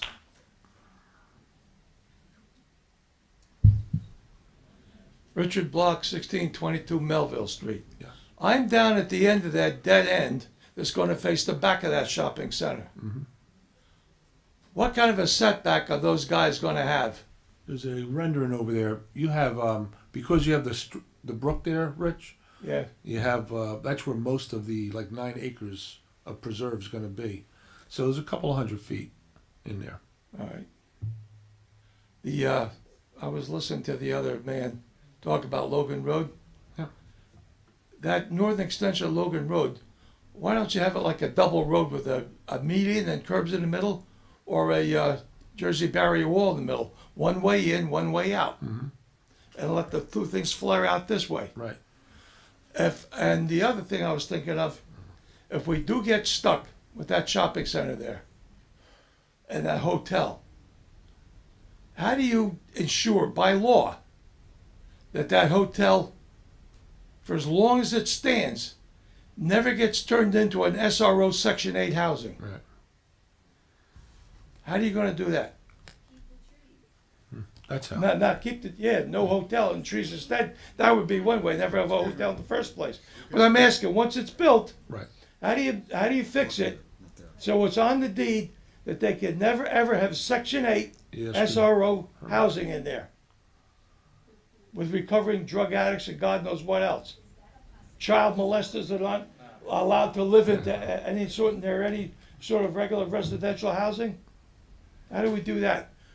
The other thing that I would want, those sound barrier walls on Route 18, those great big brick walls, put that right across that stream and then across both back ends of that shopping center. So that none of the vermin that's going to be in those dumpsters eating the garbage that they throw out, can get from there over to where our house I don't is. think they can put anything that close to the stream. There's a stream encroachment line and all that. I don't know that you could put something that close. Good, put it to further back where the guy's setback is supposed to be, Yeah. at the edge of his parking lot. Put it there then. Okay. And there's one other thing. Yes. My neighbor Tara has a very interesting video on her cell phone. She showed me that. I'd like to ask her to come up and show you guys how that stream was flooding up onto our street last March. Without any asphalt parking lot, with grass and trees and leaves, how it was flooding. Tara, could you come up here, please? You can't Well, see it now. You know, since we can't see it for the rest of the folks that we tape, Rich, she could do it after the meeting if she like, but we'll take a look at it. But anything. The water from that stream was up to the top of the Again, if stream and coming up to the bottom of Gotcha. our road without an asphalt Like I said, parking just lot. because something's zoned for a development doesn't mean it can't even be developed if it cannot meet all the engineering, the stream, water management, all of that. I got Just my so you toes know. crossed too. Okay. Okay, thank you. Very good. All good stuff. They keep coming. Yeah. Hello. Harriet Cook, 31 Delta Drive, Ocean. Can you hear me? Yeah, you can give it a shot. I really just had one request, and I know about all the traffic east of Route 35. I live west of Route 35, and I did speak to Mr. Zakaria, and he kind of laughed at me because he wanted to know what my concern was since I live west of 35. And I said that Deal Road is our access to Route 35, and that's my main concern. I know that the builder probably doesn't have a concern of traffic west of 35, but I would hope that the township does to accommodate people live in on that side of Route 35 because it's murder now. And you know you say you get off Route 18. Well, Yeah, you're that's stuck there for a while. coming into. I can't even get off Roller You have to Road open get up Roller on Road to Deal Road to let it my go access, into Sunset. My access, Nobody I can't. wants that. My access is Roller Road to Deal Road. Right. So there's a lot of people in there that, you know, have the same concerns as the people east of 35. So I would hope that the Okay. township has their concerns at heart also. Thank you. Thank you. Yeah, good stuff. Anybody else? Mr. Hudson. Oh, Ellen, you want to? Let her go first. No, we save him for last. Mr. Hudson's always last. No one's. I wanted some clarification Name on. and address again. Just Oh, we know. Ellen I know who you Shapiro, Gimbal Place in Ocean. Yeah. Wanted some clarification on the Route 18 to Poplar widening Okay. of the road, what the time frame is for that. That's Well, my first like- question. Like I said, they're not even going to. They're doing their RFPs for the engineering of that probably this spring. So realistically, by the time that road, maybe 2019, 2020. Okay. My question, because my backyard goes up to that sidewalk. Right. And there's a little bit of a buffer of Right. trees, but that's an area where children are playing, families are back there, and if they're going to widen that road and probably move the sidewalks over and add a bike lane, there, just like the other gentleman was saying, there's got to be some sort of wall, something built, because with the amount of traffic there now, and if somebody has an accident, goes veering off into the woods, they're going to be into the backyard where somebody's out playing with their dog. I mean, they have barriers planned that they would probably put up, and I think to accommodate what we're talking about, there's not much more they have to do. It's probably about 4 to 6 feet that they need, because you almost have it now. It's just not enough. So is it going to go from 2 lanes to 4 lanes, 2 to 3? No, it's going to go from 1 to 2. Well, when I say the 2. entire no, Right. It's going to go to 3. Okay. Right, it's not going to be on the other side. And there's Because- going to be a middle turnoff there for the Lynn Drive. You know, there's going to just like they have at Hidden Meadows. Because I can't believe the amount of noise that has increased in the 10 years that I've lived there and the amount of traffic. You know, so I'm sort of giggling when I hear about the traffic study that was done in the original study. Well, the study was done recently, also, I believe. Right, but I'm saying- Study was done It was like relatively. 2016 or 15. It's just astounding, just the past 2-3 years, the increase in traffic, and Yeah, it's a not lot. limited to summer anymore. Right. It's all year round. You can be backed up to Right. Hope Road all the way up to Poplar now.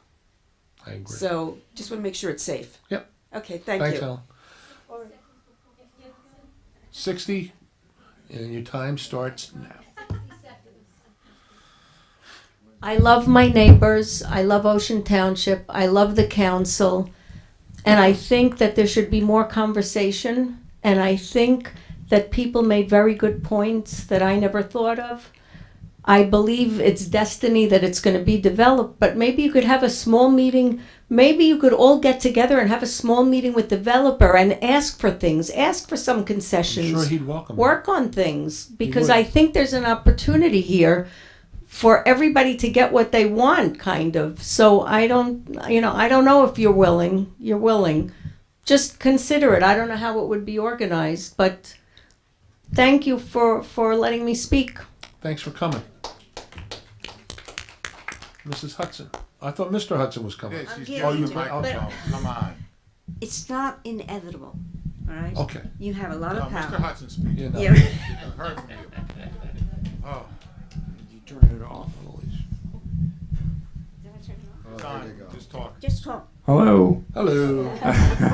Hello, Mr. Yes. Hudson. Thank you. Very short question on the non-binding referendum in November for establishing an open space fund. Yes. That went over pretty overwhelmingly, so that gives rise to two questions.